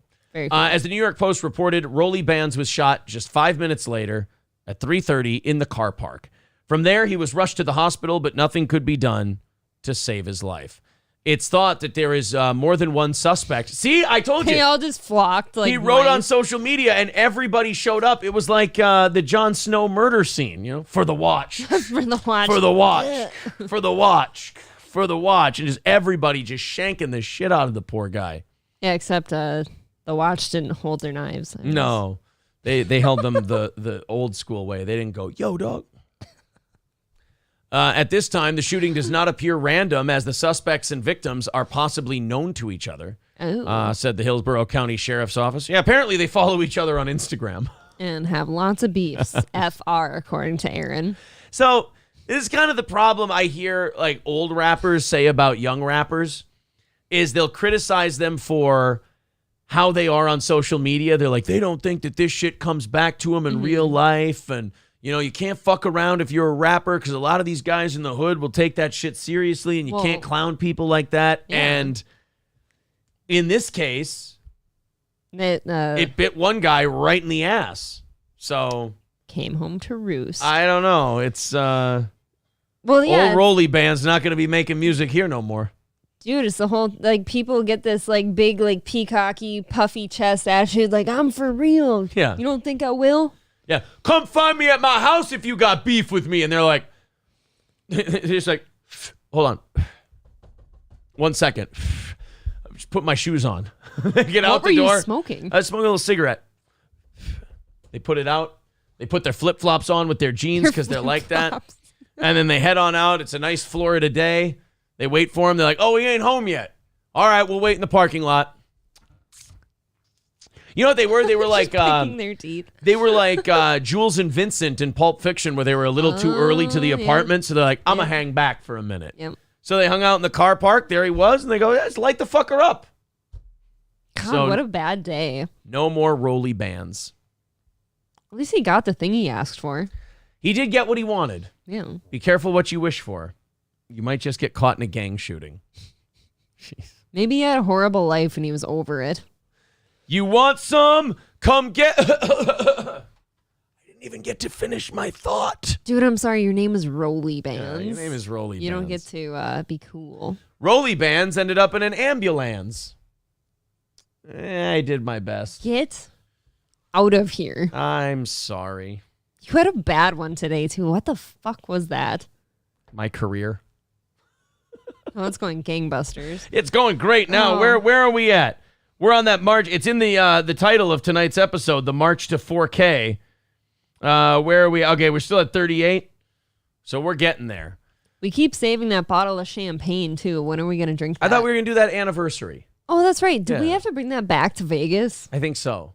I think it's got to go back. We literally, on our wedding night, got a bottle of champagne from the wedding venue. They gave it to us. Yeah. And we brought it all the way back here, never opened it. It's been in our fridge. Now we're going to take it back, I guess. All right. How far away are we from K-Fallen getting his VIP? 120? He's still at 132. All right. So about 118, and we're 50 away from our goal tonight. We're trying to get one of our OGs a VIP package. So as long as you donate and just write in the super chat or the memo line in PayPal that it's for K-Fallen, we're going to contribute it to that. And we're going to hopefully we can get him a VIP tonight. He's only 120 away. Let's do here. I love these. You know me. I'm a sucker for a good scam story. And then K-Fallen says it's his wife and his 10-year anniversary tomorrow. Oh, that's so sweet. That's very nice. So I'm a sucker for a good scam story because I have a different take on scams than most people do.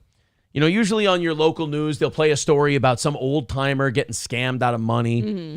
And you'll go, oh, that reminds me of my gram, and now I feel terrible and everything. I don't feel that way. It's your gam. I'm sorry. I feel like scams are a good way to measure who's fit to be here still. I agree. It's, oh God, what is that stupid law? Murphy's Law? No. Jewish law. Maybe. Yeah, it could be Hebrew law. Weed out the weak. Yeah, natural law. Natural selection. Darwinianism. Darwinian. Fuck, we're stupid. Holy shit, wow. are we dumb? Natural selection, Oh though. my God. Jesus Christ. See, Brendan Schaub. Darwin's Law? Brendan Schaub would be so much more likable if he would be this humble about how fucking stupid he is. Like, we sit here and we go, we stop the entire show to go, holy shit, we're dumb. Because then people can't write in your chat and make YouTube videos about you and shit on you and go, look at how fucking dumb these guys are. We just acknowledged how fucking stupid that looked, and we're surprised any of you are still here after that. Okay, hamburger steaks is natural selection. That's what I saw or said. I did. I said natural selection. Geese Artel saying, did you mean... See, look, this is how bad you fucked up explaining what you meant. He goes, you mean squatters' rights? Someone saying... he just believes in those. Newton's Law? Like Fig Newton. Eugenics? No, this is definitely not eugenics. Cease and assist? It was natural selection. Murphy's Law? Is that what you mean? If that's the fancy law name for natural selection, yes. God damn you. Why do you do this? April, Murphy's Law is whatever can go wrong will go wrong. What? You talking about the laws of attraction? Yes. Laws of physics. Law and Order SVU, says Loaded Wrench. Citizen M says Shakira Law. Is that what it is? The law offices... It's natural selection. That's all it's called. The law offices of James P. Sokolov and You're Company. You're making me feel like an idiot, but I'm literally right. Bo Archer says Roe v. Wade. There's no law. Oh, maritime law. Oh. Is that what you're trying to say? Oh, damn. I was right. It's natural selection. Probate law. Is that what you're... No, prebate. Contract law? Balls deep. Abortion laws. Oh, balls deep nails it. Were you talking about former Patriots corner Ty Law? No. Or perhaps actor Jude Law? I'd love to talk about him. Okay. For an hour. Bird Law? No. Street justice? Mm-mm. Man code? Street justice. The law of All coal? for it. Usually gets served with barbecue. Oh, Phoenix, that's coleslaw. But that was close. Cole's Law. Cole's Law? There you go. You're talking about Cole's Law. Are you talking about the law offices of Meshbesher and Spence? I'm actually talking about Northwood's Law. Oh, okay. Is that where Aaron you doesn't even know what that is. shoot, shovel, and shut up? Basically. Yeah. When you kill a person. God. The law cows. Are we? Yeah, law. Are you talking about law cows? Mesothelioma law? Is that what you're talking Reverse about? mortgage laws. Vaginal mesh law? Ooh. Yeah. God, your fucking cunt fell out. Did the wiring break? Call James P. Sokolov and get your settlement. I take my, what do you call it? Uterine fortitude. Yeah. For granted. Like, you got all that these... is something horrible to think about. Your shit's just all prolapse and falling out, so you have to mesh it in. You got all these broads with their cunts rotting out, and they got to have wire, like chicken wire, put in their pussy. And then they got to have commercials on to remind them that their pussy wire fell out, and they've got, like, their Kanye West after his car accident. Dude, I'm over here worrying about sharks eating my dick off in the ocean. Yeah? When I could be worried about my whole shit falling out. and having to get, like you said, chicken wire. Chicken wire shoved in your pussy. Fucking chicken wire badge. You gotta sew your pussy back together. Can you have sex after that? With baling wire. Oh my God. You mean baling twine? There's no such thing as baling wire. Fuck you, yes there is. Oh, you fucking rancid bitch. Look at your face. I'm totally confident about this. You're not even spelling bailing correct. You're writing it like you bailed somebody out. April, that's how it's spelled. Even Bailing Google wire. says, did you mean bailing wire? God, you're so stupid, Karen. No, she's right. I am stupid. Well, that was mean. It is called baling wire, you stupid bitch. Most people would never say wire. It's Nobody twine. says baling twine, Bailing you twine, farm you fucking fuck. bump on a You log. kicked by a horse ass having Suburban trash. farm shit. Inbred snatch. Your mom's, Yeah, good one. you're conceived in a wheelbarrow. Yeah. Baling wire balesman. No, that's not. Balesman. I like that. Bailing wire. Oh, when a family member wires for bail money, says Phoenix. Yeah, someone says twine. Are you in Darwin? Yes, I grew up in that town. Thank Is it you. bailing wire or bailing twine? We'll do a shitty fucking twine. We'll do Look a up shitty twine. morning zoo bit on our fucking show. Put up a poll, you asshole. Yeah, suck my pole. It's always hiding. I can't find it. Fuck you. It's That's like a bailing twine, it's a you little tardo. Cave. It's like a little cave. You gotta That sift. is not the shit I was talking about. That's your bailing That's twine. still a thing, though. No, Most bailing people are wire is referring- metal, you stupid shit. People usually say chicken wire and bailing twine. You think they put fucking yarn in your pussy when your cunt falls out? No, they use a mesh. Twine is not yarn. It Show is- you what a vaginal mesh looks like. Had it with I this don't want to broad. see this. I Here. can't look. Vaginal mesh. Ah! See, look, it's like a little mesh thing. And they stick it on your pussy That so it looks like doesn't Velcro. fall out. Well, it's a command strip. That looks like a breast pump pad. They take your snatch and they command strip it to your uterus. They make sure everything stays I in. can't understand all the class action lawsuits behind it. Right. Well, I mean, women's pussies were falling out. What would you have them do? Our fucking pussies are falling out. Yeah, the doctors went, "Hey, you asked me, I didn't ask you." Can you imagine? Women comes up to me, her pussy's falling out, Oh, and I'm man. trying to put her pussy back together, and I'm like, I can't find your clit. I can't find your clit. All you could talk about was putting that hot rod back together, and I'm trying to shove her cut back in. Over here, I'm in charge of $1 million surgery equipment. Out there, I can't put a cut back in for over a week.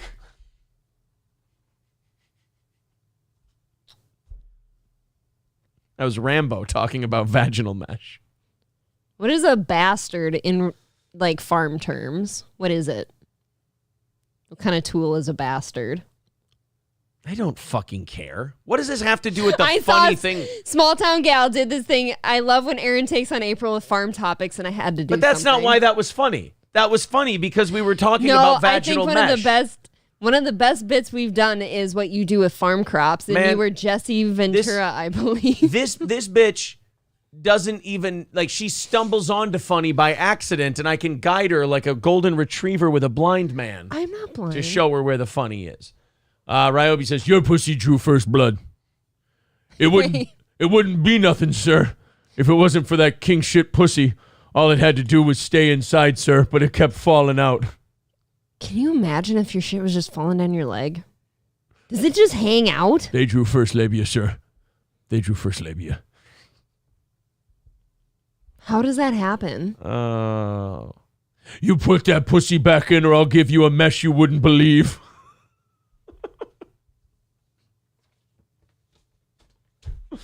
Well, anyway.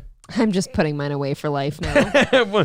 What are we at? $50 away from our goal and 120 away from making K-Fall the Great. K-Fall the Great. He is a great. K-Fall the Great a VIP. $120 away from making K-Fall a VIP and $50 from knocking out our goal tonight. So thank you guys very much for being so generous. Lots of time left in tonight's show and a half hour of overtime once we hit that $50 goal. All right, let's get to the scam story, shall we? Now you're not going to be able to watch this old broad without thinking about her pussy falling The out. vaginal mesh scam. Yeah. North Aurora woman, Aurora, where Wayne's World came from, scammed out of $230,000. Now, again, my thoughts on old people getting scammed out of your money is stay sharp, you old fuck, or quit having control of your finances. I think this is a great test. It's the saying in Rounders of it's immoral to let a sucker keep their money. Yes, I can spend it better. I think listen to me, and I mean this, all scams should be legal. All phone scams, all ripoffs, all of it. It should all be allowed. You don't get your money back. Fuck you. You don't deserve to have money if you're going to fall for stupid shit like that. We have to start expecting more out of people. I don't know if it would matter if they were legal or not. They happen. It's one of those but like sometimes gun things, these people get their money back, and I don't like it. Shas Clavia says, no DSP news today. Dude, we had a whole interview with ReviewTech this afternoon. Go find it if that's what you're here for. Yeah, that was great. Jesus Christ, dude. They did a wonderful job. DSP may be funny to a lot of us, but he's not doing an entire show about him funny. I'm sorry. Let's watch this woman get scammed out of all her money and then cry to the news about it like she's a victim. 230. Boy, everybody's doing ads now. Like even the news companies are doing ads like on their video news stories that they played on the TV. This isn't like a story just for the internet. Sure. They played this on the evening news, ran commercials during the evening news. Now they're running ads for it for musicals. on the internet as well. Yeah, for the Devil Wears Prada, the musical. No, thank you. I needed to know about that. I couldn't stay awake when the movie was on. A North Aurora senior citizen is accused of money laundering and drug trafficking, but it's not true. Wow, so she ended up giving her money to a scam that was involved in money laundering and drug dealing, so she got roped in with them. Yes! Absolutely. Isn't that kind of life ending? Put Granny in fucking jail. Jesus. If you're going to be so stupid. Her name, she needed to deposit hundreds of thousands of dollars into a new account opened for her. And I think you know where this is going. I'm sorry. The phone call. I'll start this over and shut my big, stupid fucking mouth. Thank you. Aurora senior citizen is accused of money laundering and drug trafficking, but it's not true. To clear her name, she needed to deposit hundreds of thousands of dollars into a new account opened for her. And we're charging you with a crime. But we won't try you with a crime if you give us hundreds of thousands of dollars. Motherfucker, what is this, Red Dead Redemption 2, where you go to the post office and you pay your bounty and then you're fine, you can go into Valentine again? Look, I have your grandson. He's been a real dick, but I won't kill him if you give me $230,000. I think you know where this is going. Morning Insider Lauren Victor Dumb takes us old to bitch the fucks elaborate up. and expensive scam. Henriette Schmuel puts on a brave face for her grandkids. I was so afraid. And lying. She'd been disappearing for hours to use Bitcoin machines, converting chunks of her life savings to the digital currency. So it turned out to be No, so she was buying Bitcoin for people, and they were basically getting free Bitcoin on her dime that they got to keep. So it doesn't matter if it goes up to 60,000, down to 19,000, whatever. It's all profit for them. Right. It's a great way to but get Bitcoin. $230,000, like you would have to do some serious convincing to get somebody to give $230,000. No, you don't. These bitches are dumb. You wouldn't believe the shit old people just alarming. They piss away their money for it. Do you know how many senior citizens, and some of you it might be your parents, do you know how many senior citizens need to have their keys taken away and the control of their finances taken away long before you think it's time? Once you think it's time, they've already wasted tens of thousands of dollars at least. A lot of senior citizens, they slow down, the world speeds up, they can't keep up. I am bound and determined to keep doing boxing training throughout my life, to keep my mental skills sharp, to do this as long as I can. I don't want to end up like one of these fucking people. I totally agree. Yeah, I mean, the most common victims that I've read are college students and old people. Because college students are like a vulnerable point in their life. Yeah. You know? $163,000. She took another $30,000 out of this retirement account. Sudden withdrawals because of an urgent phone call. So I want to let you know there's a warrant out for your arrest. I said, oh, Well, I've never done anything. Then don't give them any fucking money, you dumb whore.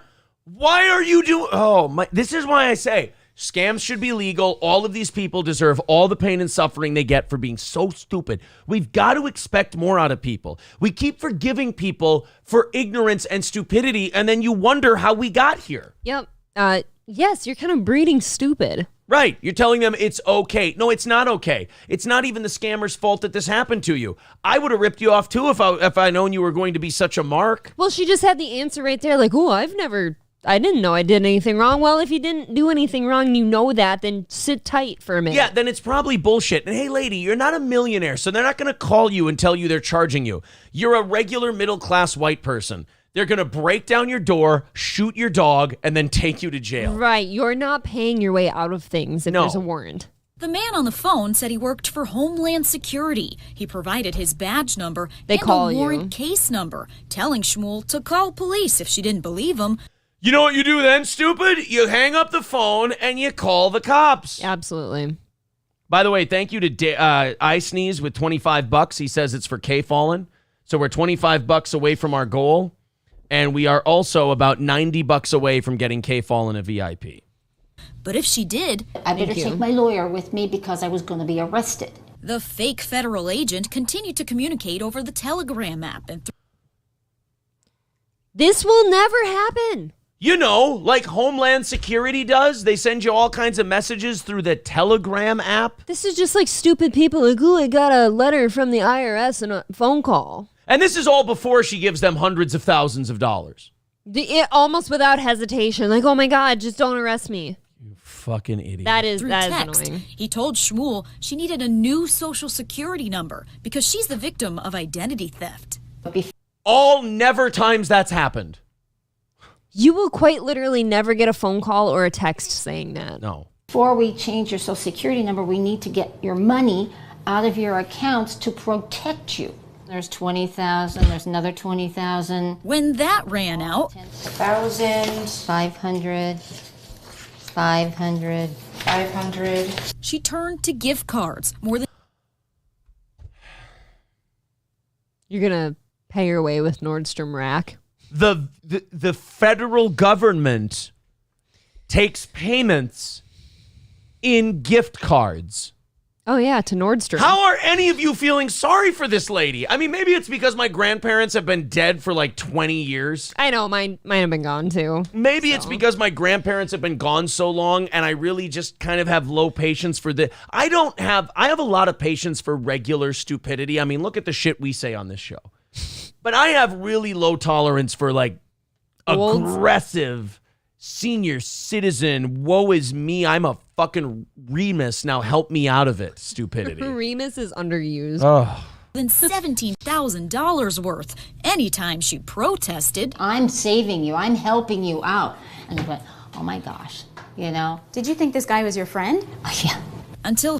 Okay, see, the way you answered that, you know you're an idiot. Why are you playing the victim then? But also your friend is yelling at you over the phone, threatening you when you protest. Her buddy didn't answer one day. The number you have reached is no longer in service. Oh Investigators from the North Aurora Police Department considered all of this information, then got the FBI involved. Cybersecurity experts traced the scammers to Malta. Yes, Malta the island. Where we can't do shit to them. There's nothing we can do. There's no extradition. Not only that, but like... Can't get your money back. Doesn't the FBI have better things to do than babysit old people? And in the Mediterranean Sea, thousands of miles away from Shmuel, whose family is flabbergasted. I know how hard she's worked her entire life, and for that money just to be gone completely, it breaks my heart. Well, tough shit. Okay, well... Should have been smarter. Get her some brain cell supplements or something. A grandma. Get her some Alpha Brain. Alpha Brain. If you get her some goddamn Alpha Brain, this wouldn't happen. I want to protect this nation's senior citizens from being ripped off by these goddamn Maltese. I'm not going to watch some Maltese falcon come in here and steal all the senior citizens' money when you should be eating Alpha Brain and bone broth. If you're using Alpha Brain and bone broth, this shit won't happen to you. I'm sick of it. There's a new world order out there trying to steal our senior citizens' money. I don't care how many guns you have. I don't care how much retirement savings you think you have. They will get you if you are a stupid old woman and you haven't eaten your Alpha Brain or your bone broth. God damn it. It's to the point. Hoping her $230,000 mistake is a warning for all generations. Lauren Victory, CBS 2 News. That is. Well, you see, we grew up with electricity our whole lives, so we're not stupid dark dwellers. And we do understand how all this shit works. I love then that they have to cut to video of her playing with her grandkids and stuff. Like, we're supposed to feel so sad for her. I don't. I'm sorry.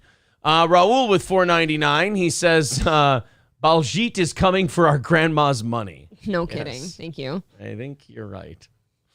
So where are we at? 25 bucks.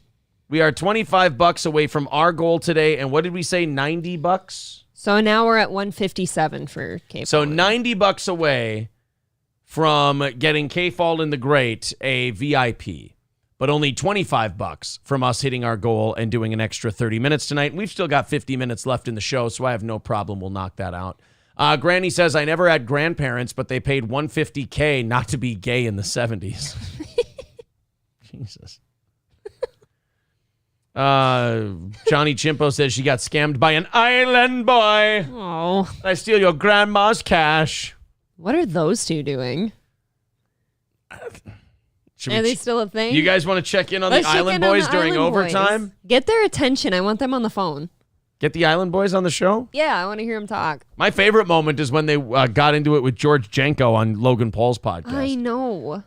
Poor George. Get some bone broth and some alpha brain. They need it too. Yeah. Someone will start a crowdfund for her. Oh, yeah, they'll start a crowdfund for her, and it'll raise $1 million, and she'll be rich beyond our wildest dreams. Because we fucking reward stupid people now, and you reap what you sow. That's the truth. There's never any consequences, ever. Nope. Doesn't matter what the problem was. Her family members need to go on vacation on that island. Or take whatever money you got and hire a mercenary force. Dude, somebody over in Malta just bought half that island. I know. Max said at the beginning of the show, I just remembered this because I saw the tab open. Okay. He said the synth music you play at the beginning of the show, that needs to be replaced before the backdrop and all that. Okay. And so I had an idea for Max. What's so wrong with that? For the synth music that we play at the top of the show. I thought maybe he'd like this. I thought...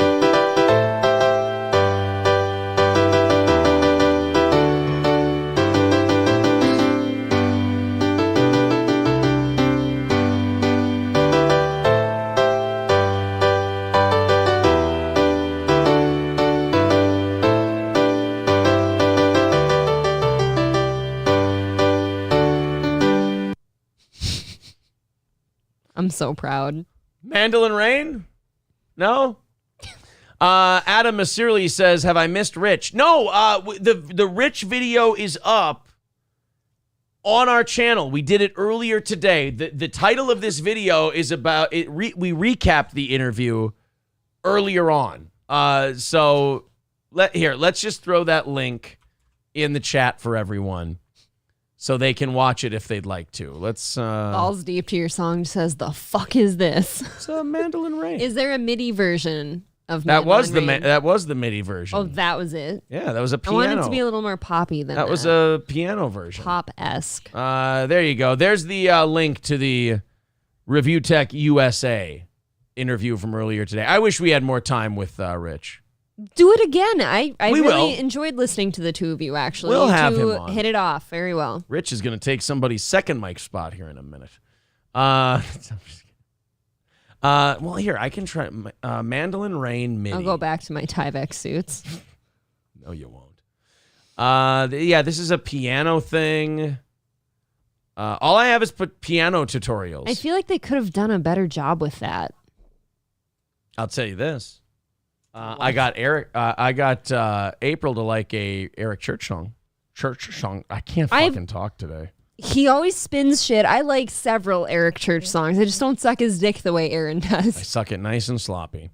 Let's a lot of spit. Well, it's the way he likes it.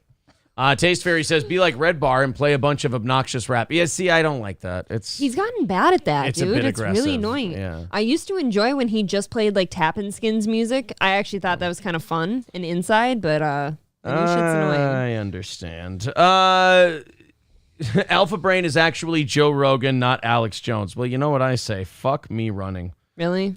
I don't care. Alex Jones. For me, it's Alex Jones. Alex Jones saying Alpha Brain is just funny to me. So it's always going to be Alex Jones. He's the one that made it way more memorable. For me. Someone says Eric Church is a liberal now, Aaron. I don't really give a shit what athletes or singers think about politics. Like, I'm one of the few people who's consistent on that. I don't care if a guy's liberal or conservative, if they're singing or playing sports. Or I don't give a shit. I don't look to them for my. I agree with that. And on that note, I wish they'd never talk about it. Because I don't go to them for that. I'd rather just hear the music. Why is your show called Talking Dark Side Phil if the majority of the show isn't DSP? Maybe pick a more broad name. We didn't call it Talking Dark Side Phil. What did you call it tonight? It's called talking to a ReviewTech interview. I'm going to look for it here. Okay. Yeah, ReviewTech. It's just called, Steel Toe Special. I meant to call it Steel Toe Evening Show. ReviewTech, our first round KO of a nobody. Yeah, it's not. Oh, you know what? Citizen M's a new fan. He's probably just fucking with us and making fun of the people commenting. God damn, I'm stupid. Don't you hate when you have like self-aware moments on the show so everyone can see it? But again, that's what Rich and I were talking about earlier. You gotta when you do something stupid, you gotta call yourself out and go, "Oh fuck, I'm dumb. I didn't get that." Are you saying that you're real up in this shit? I'm real the way I walk, the way I talk. All right, sorry. $25 away from our goal tonight. We will do overtime if we knock out $25 in the next 10 minutes, or we'll do the overtime on credit and we'll knock out the $25 in the next 40 minutes or so. And now the audience was trying to crowdfund a VIP for K-Fallin. For K-Fallin the Great. We're $90 away from that if people want to still contribute. And remember, VIPs are a 7-day thing. Yes, this can carry into tomorrow. I will leave this here for Aaron. Yeah, this can carry into tomorrow morning. K-Fallin has plenty of opportunities to knock it out. All right, let's do some more things. PayPal link is in the chat. Super chats, memberships, it all counts towards that $25 goal. McDonald's employee. I'm just going to hit play on this one. I love this. This is just a fun-loving story. I didn't really check to see if anybody got hurt because, quite frankly, I don't care. The story itself is so much fun, and I think it's Florida. Also, if I take a look here, always Florida. Oh no, it's Vermont. Shit. Oh, take something off. Never go to Vermont. Vermont. All right, Sid, thank you. In South Burlington, a scary incident for diners over the weekend at the McDonald's on Shelburne Road last night around 5 o'clock. South Burlington police say an employee of the restaurant removed ammunition from a handgun, throwing 3 live rounds onto a grill. Oh my God! They took the McDonald's grill and they just threw bullets on them. I fucking love that. Haven't you ever done that, Aaron? Oh, you just take your bullets, you chuck them on the grill. You know what the nice thing about throwing live ammunition on the grill is? What's that? You always know when it's done. Sure do. You never have to wonder if it's undercooked, if it's overcooked. Once it shoots through that baby's head in the height chair, eating her Happy Meal, you know that it's done. Finished with a bang. You're all That's done. all we did in the Peters kitchen, actually. Just threw all of our ammo on. Oh, yeah? Just threw it on there? Even in the deep fryers sometimes. The buckshot days were the worst. It really went everywhere. Got the food. Yeah. K-Fallin the Great finished off his own VIP and threw in $90 on PayPal. So that's going to put us, $60? I believe 60 ahead for tomorrow morning. Neat. Very cool. So there you go. K-Fallin is now a VIP. One of our OGs is a VIP here on Steel Toe, and he finished it all off on his own. Very cool, sir. Buddy. The ammunition exploded, but thankfully no one was injured. After a brief negotiation with police, the suspect gave up his gun and was taken into custody. Criminal charges will be discussed after an evaluation at the University of Vermont Medical Center. Why? What's wrong with him? A medical evaluation? What did he do? Just wanted a little extra spice in my burger. K-Fallin the Great says, thank you, everyone.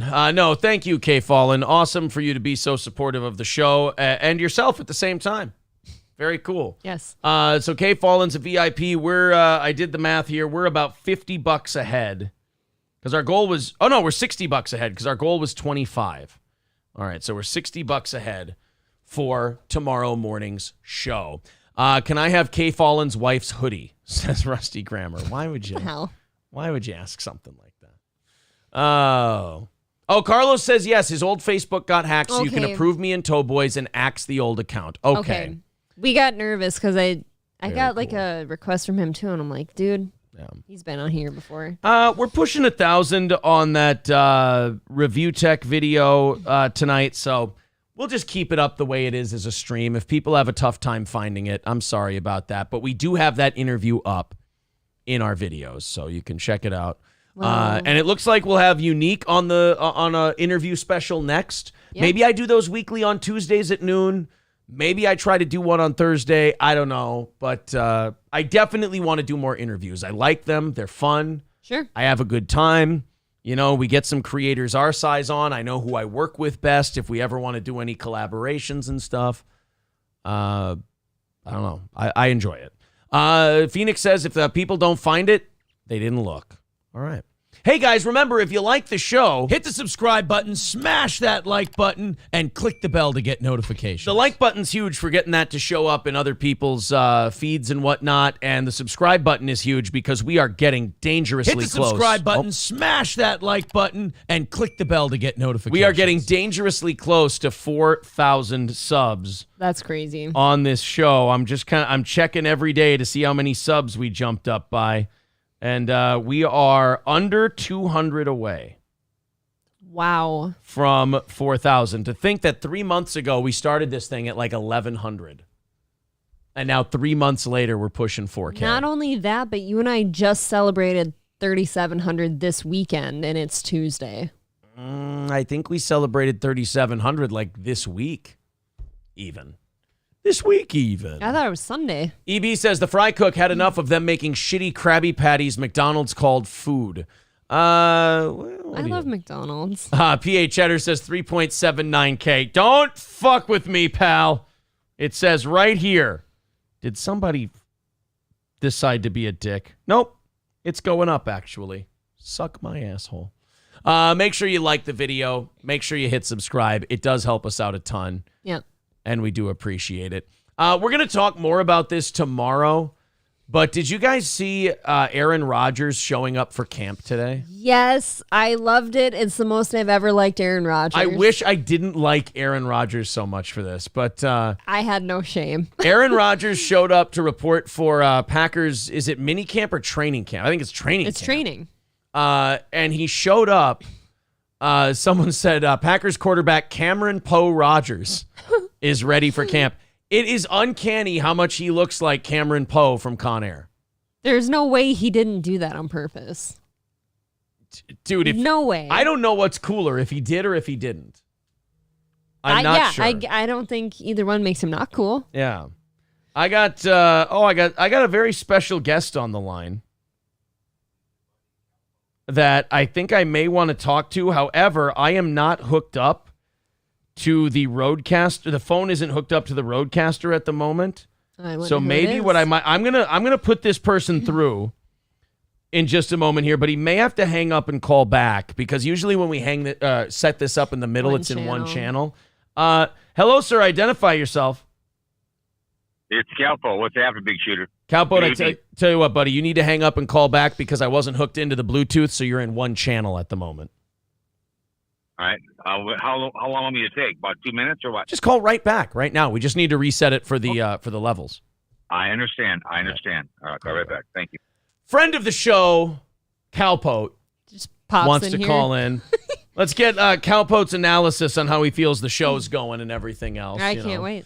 Morning shows, live streaming consistently in the 400s now, pushing 3,000 views every show, which is great. Are you pushing east, though? We're not pushing east. Evening shows doing over 1,000 views a night. That's pretty cool. All right. Calpote, good evening, sir. How are things in Hopkins, Minnesota? Well, right now I'm in the airport. It's lightning like a son of a biatch, but it's fine, Minnetonka. The lake is down. The creek behind my house is actually dry, so I don't get free fish all the time. So son of a bitch. But all right, it's real. I mean, it's dry. It's dry as hell. How about up there in St. Cloud? It's going pretty well. Pretty wet It's today. raining pretty hard, but not storming too badly. What do you think of Steel Toe? Are we still on your good side, or where are we at? Well, you're always on my good side. Good. You know how to have fun. People don't know how to joke around. I've done some hype trains, flushing stuff down the toilet, whatever else, screwing around. Not a big deal. I mean, you're at it, man. I've always said before, regardless of if you're a radio show host or you're on YouTube or wherever you're at, there is so much you consume now these days for people to watch and listen to. I mean, I consume a lot of stuff on YouTube. I like to listen to a lot of history stuff. Yeah. So you're doing fine. I mean, it's not an easy thing. I mean, I know. I mean, real radio is still a viable thing out there. I mean, there's all kinds of stuff. We have Howard Stern out there, and I don't know. After a while, that gets kind of boring too as well. But I think one thing about being a podcaster or a YouTuber, you have to be unpredictable, not predictable. Right, like we just did an interview special today, and we're thinking about making that a regular thing. You just got to do some outside the box kind of stuff. Right, I think you should bring people on because that's what Howard Stern always. Other people, you do got to bring people on once in a while because you're a visual podcast, and a lot of guys want to have somebody on, but they want to. I mean, it's like listening to NASCAR all day long. It's better to watch it than listen to it because you get to have that visual stimulation. But I've been podcasting for 15 years, and I'm old school. I just do my show. You're like you're doing right now. Here it is. Here, enjoy it. You can listen to it later. Yeah, absolutely. Well, I'm glad we have your seal of approval. How are things between you and Corey at the moment? I haven't spoke to him. He won't answer my call. What's going on with him these days? Well, I mean, I don't know. He's in Austin, Texas, so we only talk to him kind of once a week. I think I texted him over the weekend, but we talk to him once a week here on the show, and I don't know. Kind of seems like same old, same old. Well, I don't know. I've tried to get him on, but he won't come on, and well, that's fine. He's down there in Texas. That's the last place I'd listen. I would go to, but comedy is a very subjective thing for people. I mean, it's objective or it's subjective. I think you have to be objective if you're going to be a comedy guy. It's not that tough to get in front of a crowd and just, when I'm in my limo, I can usually feel if I can talk to somebody, if I shut up, have a drink and be quiet, or I can actually, roll through some voices and have some fun. But yeah. I think comedy can be fun depending, you can keep it above the brow. I don't know what his routine is down there, but I think sometimes you're so afraid to rip on anybody of color or wherever you want to put your crank, who you make love to, your religion. It's all like that. fun. You like that making fun of different racial groups comedy, don't you, Cowpote? Not always. I mean, you got to be able to handle it. People make fun of us. People make fun of us white people all the time. Like Tom Bernard always said, if you watch these commercials now, we are the dumbass white boys in these commercials. Man, we're not dumbass white boys, are we, Cowpote? No. Yeah. Hey, I'm going to the cabin on Friday. I'm going to stop at Nelson's there in Clearwater. Have you ever ate there before? Yes, I have. Yeah, have some chicken wild rice soup, Cowpote. Have the Krabby Benedict. Yep, I'm going up to Battle Lake, Minnesota. I have a cabin in Underwood, Minnesota, at Solitaire Lake, so we're having our family get-together. So. All right, well, you'll have to give us the invite sometime. Well, you come on up. There's a party barge up there. I've got a built-in bar. My brother-in-law's blind. He built it for me, and the house can sleep 20 plus 10 outside and then 2 pop-ups. So you come on up, and even I don't drink. I'll have plenty of Hennessy gangster juice for you and the lovely 8 out of 10, and hell yeah. All right. Well, I tell you what, I might go up to Battle Lake sometime soon here. Cowpote, always a pleasure, sir. Thanks for the call, and we'll talk to you soon. All right. All my love in the world for 8 out of 10. See you guys all later. Ciao. Thank you. Bye, Cowpote. Guy is so fucking hot and cold. It's unbelievable. It is, because he is always so mean on Twitter. He's so mean. People are saying Cowpote's getting laid this weekend. He sounded confident. It does sound like a fun place, actually. Cowpote's got a little floating bar. He's got a party barge. And I wanted to ask him how him and Jake are doing, but I felt that phone call was going a bit long. Yeah, I did too. People were saying that you've been talking about this Rube Waddell thing for so long. This was sent to us by Granny. Do we want to do the Rube Waddell thing finally? I don't care. I don't know what happened. This is a video called Rube Waddell, Baseball's Most Interesting Man. Now, if this doesn't go well, we can blame Granny. Thank you guys very much for the support tonight. Very awesome. As always, this is the best audience out there, and it's growing every day, and it's great when we hit those goals, so thank you. Hall of Fame pitcher Rube Waddell was arguably better than Cy Young, but he also used to leave the mound during games to chase fire trucks. Okay, off to a great start if you ask me. A blaring start. Or go fishing, or go pet puppies that fans had in the stands. Aww. Does that sound insane to you? Well, that's just the tip of the iceberg.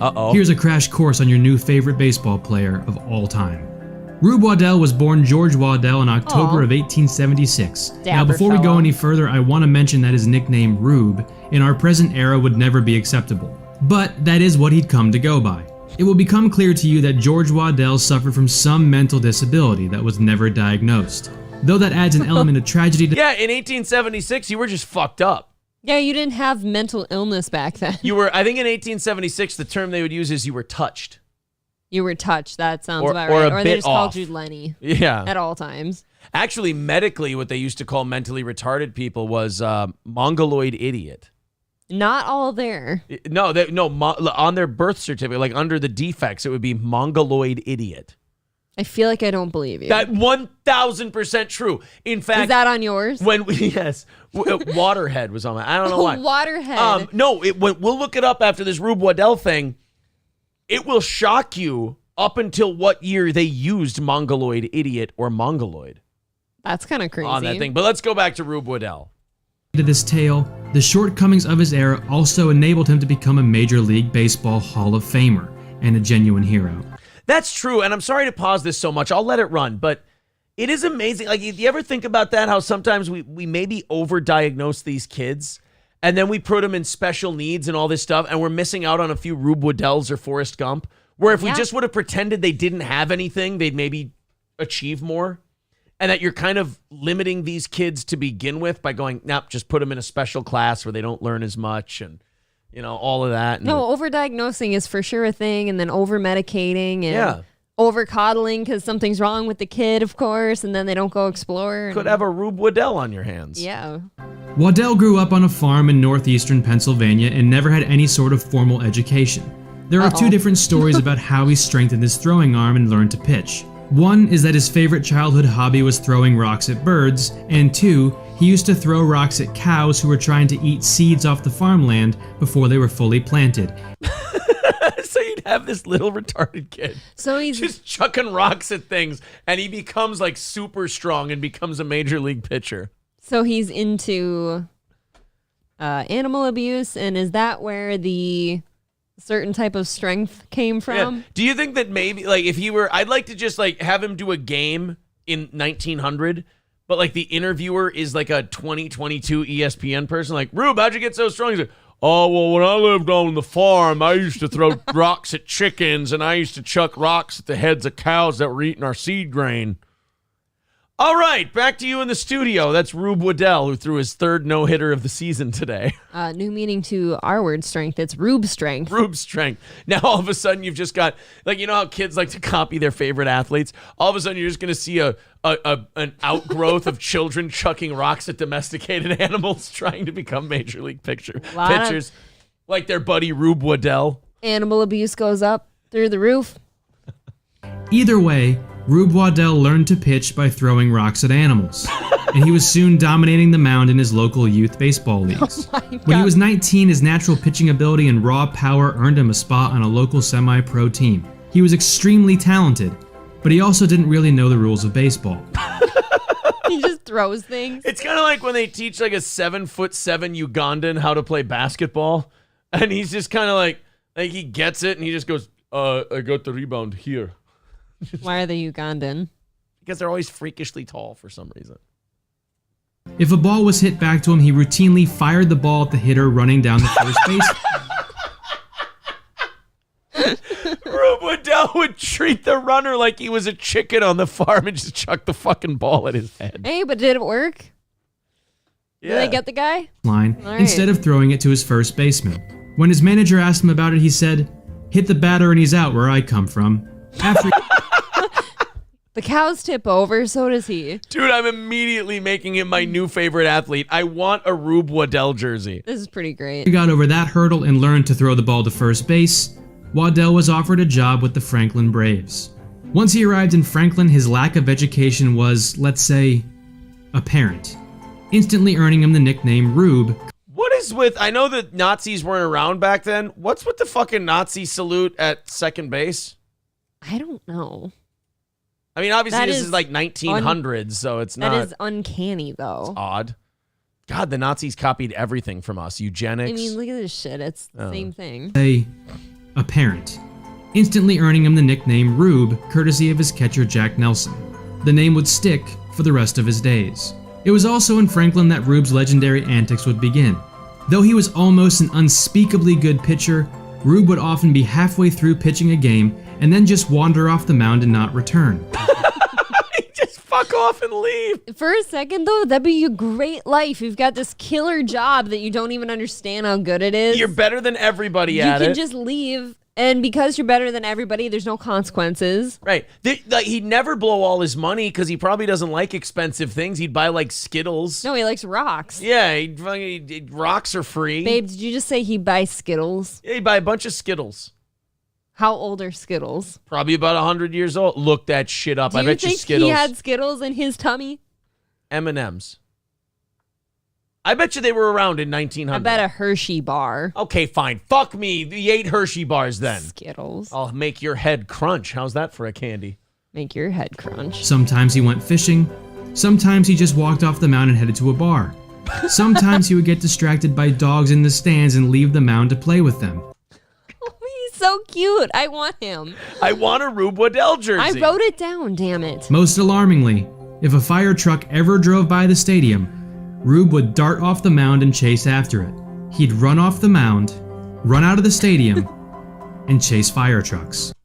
He's literally a dog that saw a squirrel. He's the nicest fucking ape man who's ever played the game. He's so dumb. Tell me he got married. He tragically didn't know how good he was at baseball. I'm going to say that one more time because it's important that it sinks in. Rube Waddell was a grown man and a professional baseball player. During professional baseball games, if a fire truck drove by the stadium, he would leave the field and chase after the truck. At one point, the team just had to tell the fire department, if somebody's house on the way to the stadium starts on fire, you have to let it burn down. Rube's got to win today. Yes. We're banning dogs from the stadium. All the bars are closed. Closing the bars, and the fire department shuts down during our baseball games. No more fishing licenses. Yeah, no more fishing. The Franklin Braves ended up folding, but that wasn't the end of the line for Rube Waddell as word of his talent continued to spread. A local college made Waddell an offer for him to come pitch for them. The offer was free tuition, which to no fault of his own he couldn't really do anything with, but they also offered him free room and board, $1 per game, and free tobacco. And those three things all sounded great to Rube. At Volant College, on the mound, Rube was nothing short of dominant. The games were 7 innings, 2 innings shorter than the ones you're used to, and Rube averaged 15 strikeouts per game. That means out of 21 outs, sometimes 18 if you didn't play the bottom half of the inning, he'd strike out on average, on just a boring day, he'd strike out 15 guys. That's incredible. Which, if you're not a fan of baseball, those are best in the world type numbers. And that's not all. There are reports that more than once, Rube turned to his teammates playing the field and told them to leave the field while he pitched to the next batter. Rube's a mouthy little tart. He's just like, fuck this guy, go sit down. I like that, though. Wouldn't you like that? Rube Baker's Rube Baker. Baker? That's from Major League 2. How dare Rube you. Waddell's a dick. Because he didn't need any defense. Because the ball wasn't going to get hit. And then he'd strike them out. It's also widely reported that after he'd end innings with strikeouts, he'd do cartwheels or somersault his way back to the dugout. It didn't take too long for his dominant numbers as well as tales of his antics to catch the eye of Major League scouts. And Rube was signed to the Louisville Cardinals in 1897, a professional ball club. Oh, that's definitely Rube. Right? Oh, that is Rube Waddell. You can spot him from a mile away. Everyone else is looking at the camera for the most part, and then there's... Rube's looking at a puppy. However, Rube only lasted 2 days in Louisville after he was fined $50 for going on a drinking bender. Rube didn't like the fine, and he didn't understand why he wasn't allowed to get plowed whenever he felt like it. So he quit the team. Largely because of his drinking problem, which was severe and not to be understated, Rube spent the better part of the next 5 years ping-ponging back and forth between the majors and the minors, all while chasing fire trucks and wrestling alligators in the off-season. Because of course he did. What else Wrestling are you gonna do? alligators. Is that weird? It's hard to know where the line is between weird and not weird when it comes to Rube Waddell. In 1902, legendary manager Connie Mack decided to take a chance on Rube, bringing him back to the majors and signing him to the Philadelphia Athletics. With the Philadelphia A's, Rube was absolutely spectacular. He pitched in 33 games that season, amassing a 24-7 record with a 2.05 ERA, and led the American League with 210 strikeouts, 50 more than Cy Young had that year, and Cy Young pitched in 100 more innings that season than Rube. He had 50 more strikeouts than the greatest pitcher of all time, the guy that... Hey, April, you know what they call the award that they give the best pitcher in baseball? The Cy... It's the Cy Young Award. Okay, I was going to say Young, I wasn't confident. He struck out 50 more people than that guy. Yeah. And pitched 100 less innings, which is like, I don't know, 11 or 12 less games. So why don't more people talk about this We're going to find out. Rube also pitched baseball's very first immaculate inning, throwing 9 pitches and retiring 3 batters. Wow. From 1903 to 1907, he put up similarly staggering numbers, leading the league in strikeouts 6 years in a row, and he did it all while being the same old Rube we've come to know and love. He missed starts because he was fishing. He was late to games because he was playing marbles or stickball in the streets of Philadelphia with children. Marbles. And of course, he usually wore a red shirt under his uniform just in case a fire truck drove by, so that he could chase after it and join the firemen and help out. The red shirt, I suppose, made him feel like he himself was a part of the fire engine crew. According to baseball historian Lee Allen, Waddell began the 1903 season sleeping in a firehouse in Camden, New Jersey, and ended it tending bar in a saloon in Wheeling, West Virginia.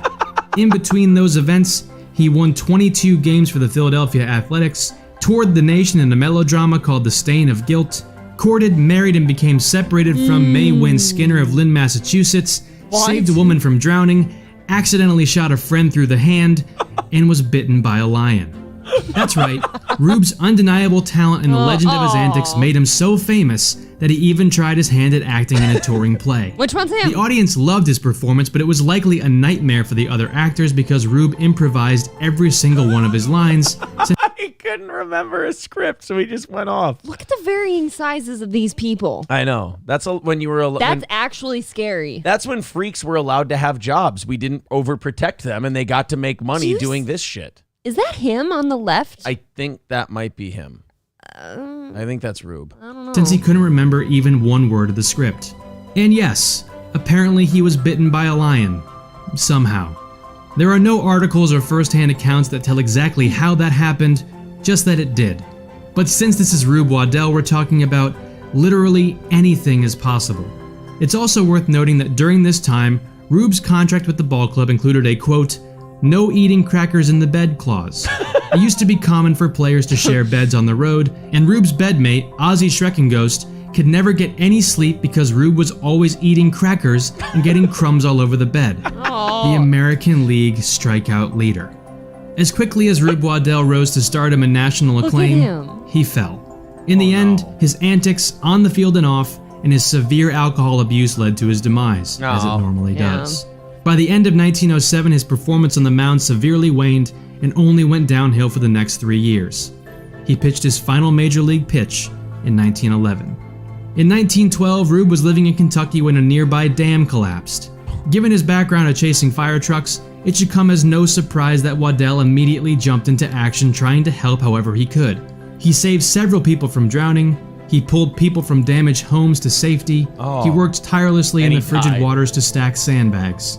He was a true hero, and if nothing else, he should be remembered for that. His heroism, however, came at a price. Rube developed a severe case of pneumonia from which he never fully recovered. He died in hospice in 1914, tragically, perfectly, I don't like this picture. elegantly, wildly enough, on April Fool's Day. In 1946, Rube Waddell was enshrined in the Baseball Hall of Fame. Perhaps there is no one more deserving. Thanks for watching this. There we go. That's from Weird History. So that was subscribe a well-made to them. video. Fucking great video. Now we just need history, huh? Dude, that guy was awesome. I love. People are calling him the R-worded Superman. They're saying, "Have you seen my baseball?" Holy shit, Rube Waddell is awesome. Disappointing to me that of all the things he was into, like even drinking shit, pneumonia took him out. Yeah, I thought like for that. sure it was going to be. I thought it was going to be the drinking that did him. The drinking or getting hurt in one of his rescue missions. Oh, there's no Rube Waddell jerseys anywhere. I might have to get one made. A Philadelphia A's Rube Waddell jersey. Can you get a Rube Waddell gifts and merchandise? Redbubble.com. The Rube. The Rube. That's him with an alligator. There's Rube Waddell with an alligator. That's pretty cool. Baseball's greatest pitchers, Rube Waddell. There's him holding the alligator and being bitten by a lion. Oh. Okay. So not much. No. These are funny. Not enough people know about Rube Waddell because I would really like a Rube Waddell jersey. Kind of tragic, isn't it? Yeah, it's too bad. That's an awesome story. Thank you very much. That was Granny. Thanks, Granny. Who sent us that. Great job, buddy. Royal Corvid says, sub from ReviewTech USA. Drunken peasants may be near death, but this is a pretty good podcast. Great host. Oh, thanks, buddy. Drunken Peasants, that's the Kirk guy. Amazing Atheist. Does he still do? They still do that show? Why are they near death? What's the deal there? It was pretty popular a few years ago. I never really followed their show. I knew who he was, but I don't really know much. Oh, my God. Aren't they the guys who, their podcast and Joe Rogan's podcast, isn't that what fucked that Milo over? Because he said fucked up shit about gay people maybe having sex with kids? Oh. And that kind of got him derailed from his fame train? I don't know much about them, but you might be onto something. I think that might be it. They're saying he had a slight tinge of Doc Holliday in him. No, I think he had a slight tinge of Forrest Gump in him. A lot. Yeah, a lot of Forrest Gump. Do you think he learned, like, you know how he learned how to pitch and stuff on the farm? Do you think he learned how to chase fire trucks because, like, dogs would do it and shit like that? Does he just follow things he sees because he had no schooling? Yeah, I don't know. It's very weird. I mean, there was clearly, like, if he lived now, they would have never allowed him to become a pitcher. Yeah, out of the house. That's what I'm saying. Like, nowadays, I wonder if we're not limiting some people because we take pity on them. Well, wonder no further. We are, of course. But then again, I mean, should Rube Waddell really have been let loose on the world? No. And someone married him. She did leave him, but someone married him. Back then, baseball players didn't make very good money. So. No, he got free tobacco for his troubles. Yeah, free tobacco for throwing pitches. Yeah. Call from Ice Sneeze Profanities. What's up, Ice Sneeze? I feel so unaccomplished right now after that story. Yeah, because Rube Waddell has outdone you? He's outdone you. All right, well, don't make it personal. I'm I'm not the one sitting here saying that I feel bad. I don't feel bad. I acknowledge Rube Waddell's supremacy over me. The guy chases fire trucks and ice cream trucks and like wrestles alligators. Was a world, wrestles alligators in the Hall of Famer. I think the part that the teams objected to, though, like, was in the middle of a game that was going to count towards their season standings, where he's striking out 15 people. He's abandoning his post on the mound to chase a fire truck. Yeah, but that fills seats, right? Or to pet a puppy. Like, he went to go drink or fish. He would just leave right in the middle. Do you know how fucking good you have to be at your job that you just leave to play with a puppy and they're like, he'll be back sometime? Well, what if he got you in such a good position it didn't matter? Yeah. The guy's a fucking legend. Like, I now have a new hero. Rube Waddell. I wish there were jerseys of him. He deserves better. We're going to get one. But it's not like I guess he doesn't have any family. I mean, the bloodline kind of ended with old Rube. You know, I do work with a merch company. Well, yeah, we you can just get you a said the other jersey. day retards can't produce. Wait. Thank you, Ice Sneeze. Wonderful to hear from you, sir. All right, bye. You did say that. Yeah. It was me, though. Disavow. Yeah.